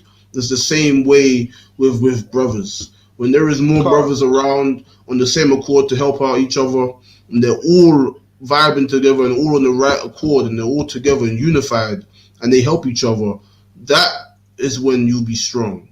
You understand? But when we are alone and scattered, like how a lot of us are today, we are very weak and we are very vulnerable to the heathens and all the wickedness of this world and the wickedness of the society that we live in, because we have no one to help us pick us up. You understand? Read on. Khan. But Salakia, better is a poor and a wise child than an old and foolish king. Who will be more admonished? Wait, what verse is that? That's 13. Okay, now drop that. That's something else. It's like if you get me Proverbs chapter 27 and verse 5, Bob Kishar. A free cord or rope or braid, you understand, or brothers with unity. That is strong, man. That is when there is there is strength in one of us, and that's how our community should strive to be. When we keep the Lord the Most High and we serve the Most High sincerely, that can be achieved. So lucky that can be achieved because there is that unity, there is that one accord that you read in Ephesians. You understand? When you have that one accord and that strength, that is when you can achieve strength and brotherhood, because everyone's in the same accord, everyone thinks the same way, everyone acts the same way, everyone has the same amount of discipline, everyone does the same thing, everyone knows the order of things, and everybody gels like that. That's when you can be strong. But without that, with division and confusion and mix up, like how you find them unity camps, well, then you're going to find something. You understand? So, like, you read that one, Kishore? The book of Proverbs, chapter 27, verse 5. Open rebuke is better than secret love. Go ahead. Faithful are the wounds of a friend, but the kisses of an enemy are deceitful. So there you go. Open wounds. It's okay. Open rebuke is better than secret love. You understand? That is key. That is key on this earth today, man. Open rebuke. If your brother tells you something and he's rebuking you, he's saying you're doing this is wrong, but he's not saying it to destroy you. He's saying that, listen, I'm telling you, you're doing this is wrong, and it's only going to destroy yourself. You're only going to hurt yourself. Better than secret love. When you love your brothers, but you ain't gonna help them when they're wrong. You ain't gonna tell them that he's doing this wrong. You're gonna a brother's walking down the road and he's about to get hit by a bus. Right. But you love him, but you ain't open. You're gonna, you're too shook to say anything to him. So now he's gonna get hit by a bus and die. That ain't love. You understand? Love is you telling your brothers, this is what's wrong, this is what's right. And a brother could have a bad breath, and you don't embarrass him. You just tell him, listen, brother, listen, man. Your breath, need some mints or something. Your breath is stinking. You know what I mean? And that's love, because you're not trying to hide. You're not trying to let him embarrass himself in front of bare people. Instead of saying, listen, brother, let's get something to, or you got body odor, or you know what I mean, or you got matter in your eye. You know what I mean? Like you got something in your eye, or you got something in your hair. That's brotherly love. You understand? That's sincerity. When a brother's like that, that's true, and that's faithful. So like you read on. The full soul loatheth an honeycomb, but to the hungry soul every bitter thing is sweet. So like if you read from the last verse again, verse 5. Verse 5. Open rebuke is better than secret love. Faithful are the wounds of a friend, but the kisses of an enemy are deceitful. So there you go. So faithful is the wounds of a friend. Wounds of a friend are faithful, meaning they're true, they're sincere. They're not hidden and fake. They're true. They're not gonna smile in your face when you're about to mess yourself up. You know what I mean? They're not gonna smile in your face when they see you're doing something that's only gonna destroy you. They're not gonna smile in your face when you see you got an addiction problem, or you see there's something that you're dealing with that is only gonna come to your demise. But a true friend, a true loyal person will tell you straight up to your face. It's not going to be fake. They're going to be real. They're going to be like, listen, this is wrong, this is right. And that's it, you know what I'm saying? And those wounds are faithful. Those are wounds that you should hold, and you should be happy to have those wounds. Because you know what? That brother said to me that, listen, my breath stink, but he didn't embarrass me. He didn't try to belittle me, but he tried to help me. Like, listen, yeah, your breath kind of stink, you know what I mean? Maybe you should get something more, whatever, you know what I mean? That's a brother that actually cares, because he's like, you know what?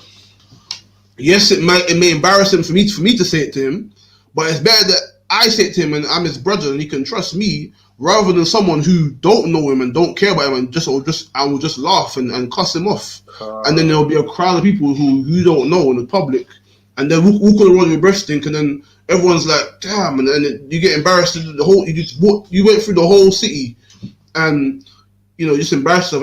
Everyone knows your face. You know what I mean? You just been received that shame, and that's deceitful, man. It's deceitful to allow your brother to do things that are only that you see a brother's doing something that's wrong. It is deceitful and wicked to not tell him that it's wrong. It is a wicked thing to not allow your brother to know that he should do something better. It's a wicked thing to not allow him to better himself. You understand? Right. You know what I mean? That's sincerity. Sincerity is if you tell a brother that he's doing wrong, you actually care. You understand? That's if you didn't care, then you would just, oh well, he's doing this, that's wrong. So yeah, that's it, right? You know what I'm saying? Just leave him, just like okay. And then when something happens, when something about to go down and whatever that thing was, and it now Judgment.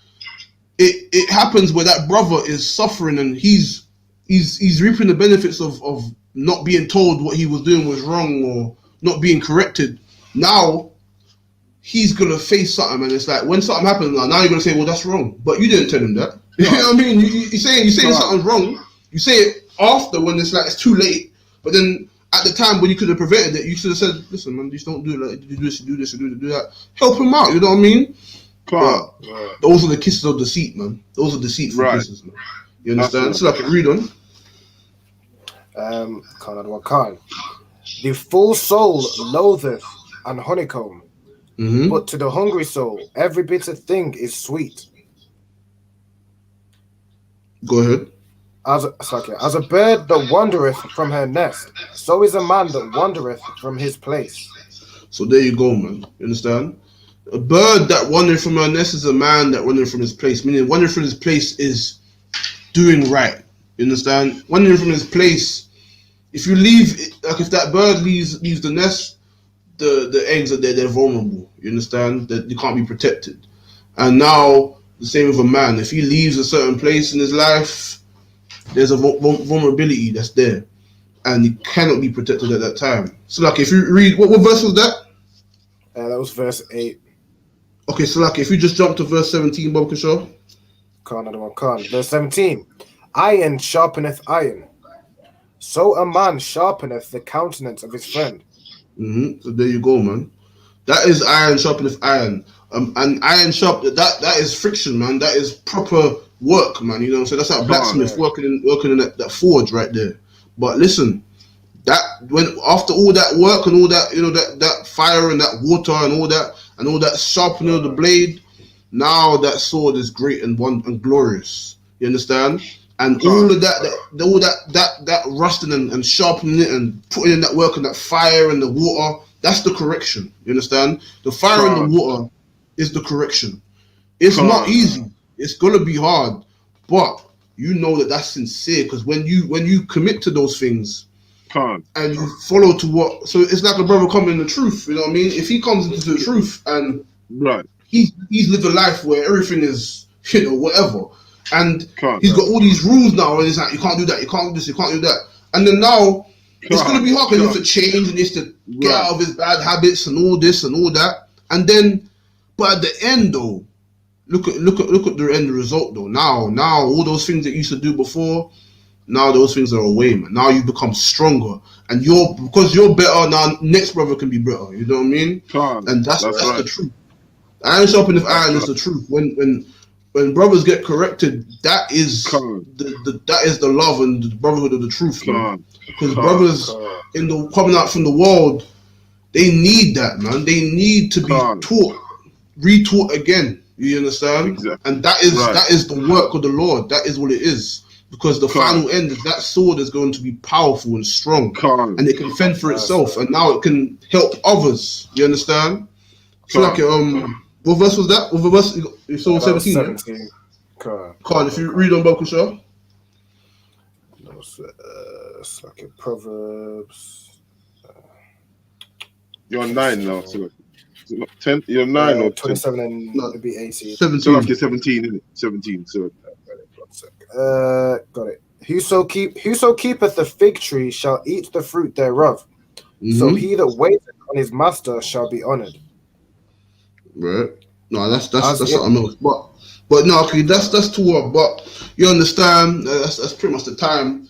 But you understand, this is the point. You know what I mean? In this is that. When brothers in the world, they come in the truth, they find these different rules and structure and this order and military and all this. This is the stuff, man. And that open wound, that may sting, but at the same time, man, listen, man, the final end, you'll reap the benefits of that, man. it is not in vain. It's just like going to the gym. If you ain't, like, for example, if you got leg day, for example, anyone that knows, yeah, if you ain't trained your legs in, like, let's say 6 months or even a year, right? Yeah. And then you go back in that gym and get in those squats and them hardcore leg weights, man. You put in the work, man. And then deadlifts and them squats and, you know, running and moving about and using your legs. It's gonna burn. It's gonna pain you. That's right. But at the last end, you'll find strength and power. And your legs will, you know what I mean? You'll find the reward. That's the truth. That's what true brotherhood. True brotherhood is not smiling in man's face like everything's good and okay. Even though the brother's doing something wrong and it's only gonna hurt him. It's not gonna hurt you because you're doing what you're supposed to do. But it's gonna hurt the brother and you ain't trying to help him. That's hatred, man. That is hatred. We have to teach our brothers the right way. Like the Bible says to rebuke thy neighbor and not suffer sin upon him. But that's how iron sharpeneth iron. Because you don't suffer the sin upon your brothers. And that's how we can build our nation strong again and achieve brotherhood. But with that's the class. Went over the time a little bit. I passed the class over the Trooper Hakayan with the announcements. Alright, clap it up. Good class. We are the I.S.U.P.K. Started at 1 West, 125th Street, Harlem, New York, under Commanding General YAHANNA. Rules for a new brother and sister. When a new brother or sister comes into the school, they are off limits for 6 months. They are to be saluted only. They are here to shed themselves of the world. If they need transport, the teacher will arrange it. After 6 months, if a brother or sister has an interest in a particular person, he or she must get permission from the head to speak to a brother or sister. There is another 6 months in which the brother and sister will court each other. After this 6 months period, the brother and sister will get permission to marry. Will get permission from the head to marry. Tithes, which is a commandment. Numbers 18:21. Malachi 3:8-10 means 10th in the Hebrew, Mayashara. 10% of every penny. 10% of every penny of every increase the Lord gives you, give to the Treasury Department or teacher. Priest fund, free will offering for priests, not mandatory, whatsoever amount you would like. The Holy Convocation is coming up on the 25th and 26th of February, which is Holy Purim, is it? Good. Remind Arky and Arkwaf to check the bulletin board in the hallway. If anyone wants to be a trooper in the school, start wearing all black boots, shirt, pants, and headband. And with that, Amarjam.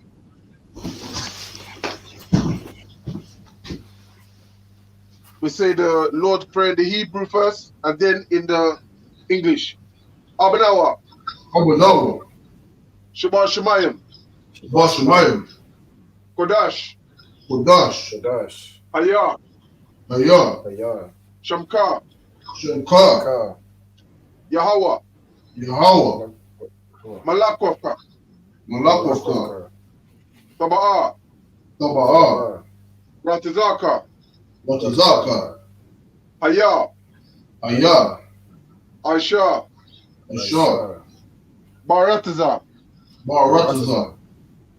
Kawa. Kawa. Hayah. Hayah. Bashamayim. Bashamayim. Nathananawa. Nathananawa. Lakam. Lakam. Kalewam. Kalewam. Wasalakanawa. Wasalakanawa. Kabawathanawa. Kabawathanawa. Kasalakanawa. Kasalakanawa. Kabawathanawa. Kabawathanawa. Wala'a.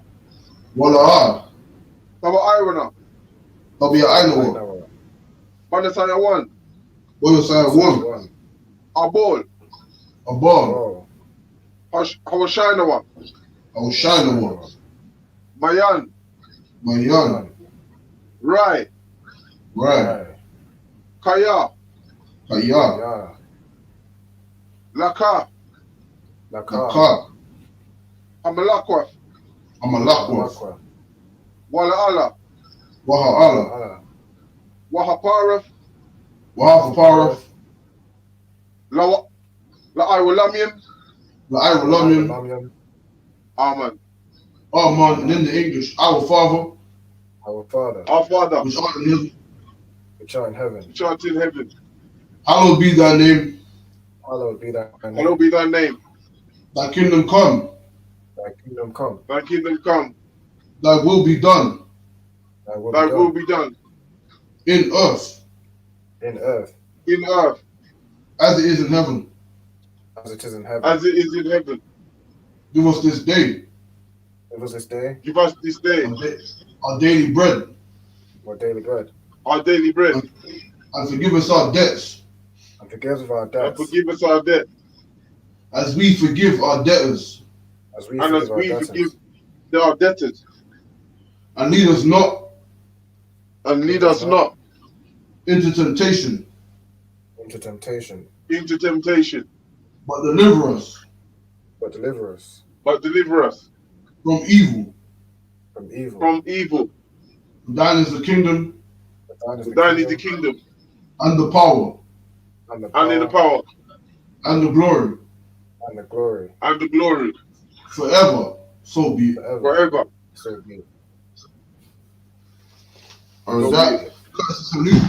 I imagine Shabbat. I imagine Barak. Yahweh Ba'Shem Yahweh Shabbat. Shabbat. Class dismissed.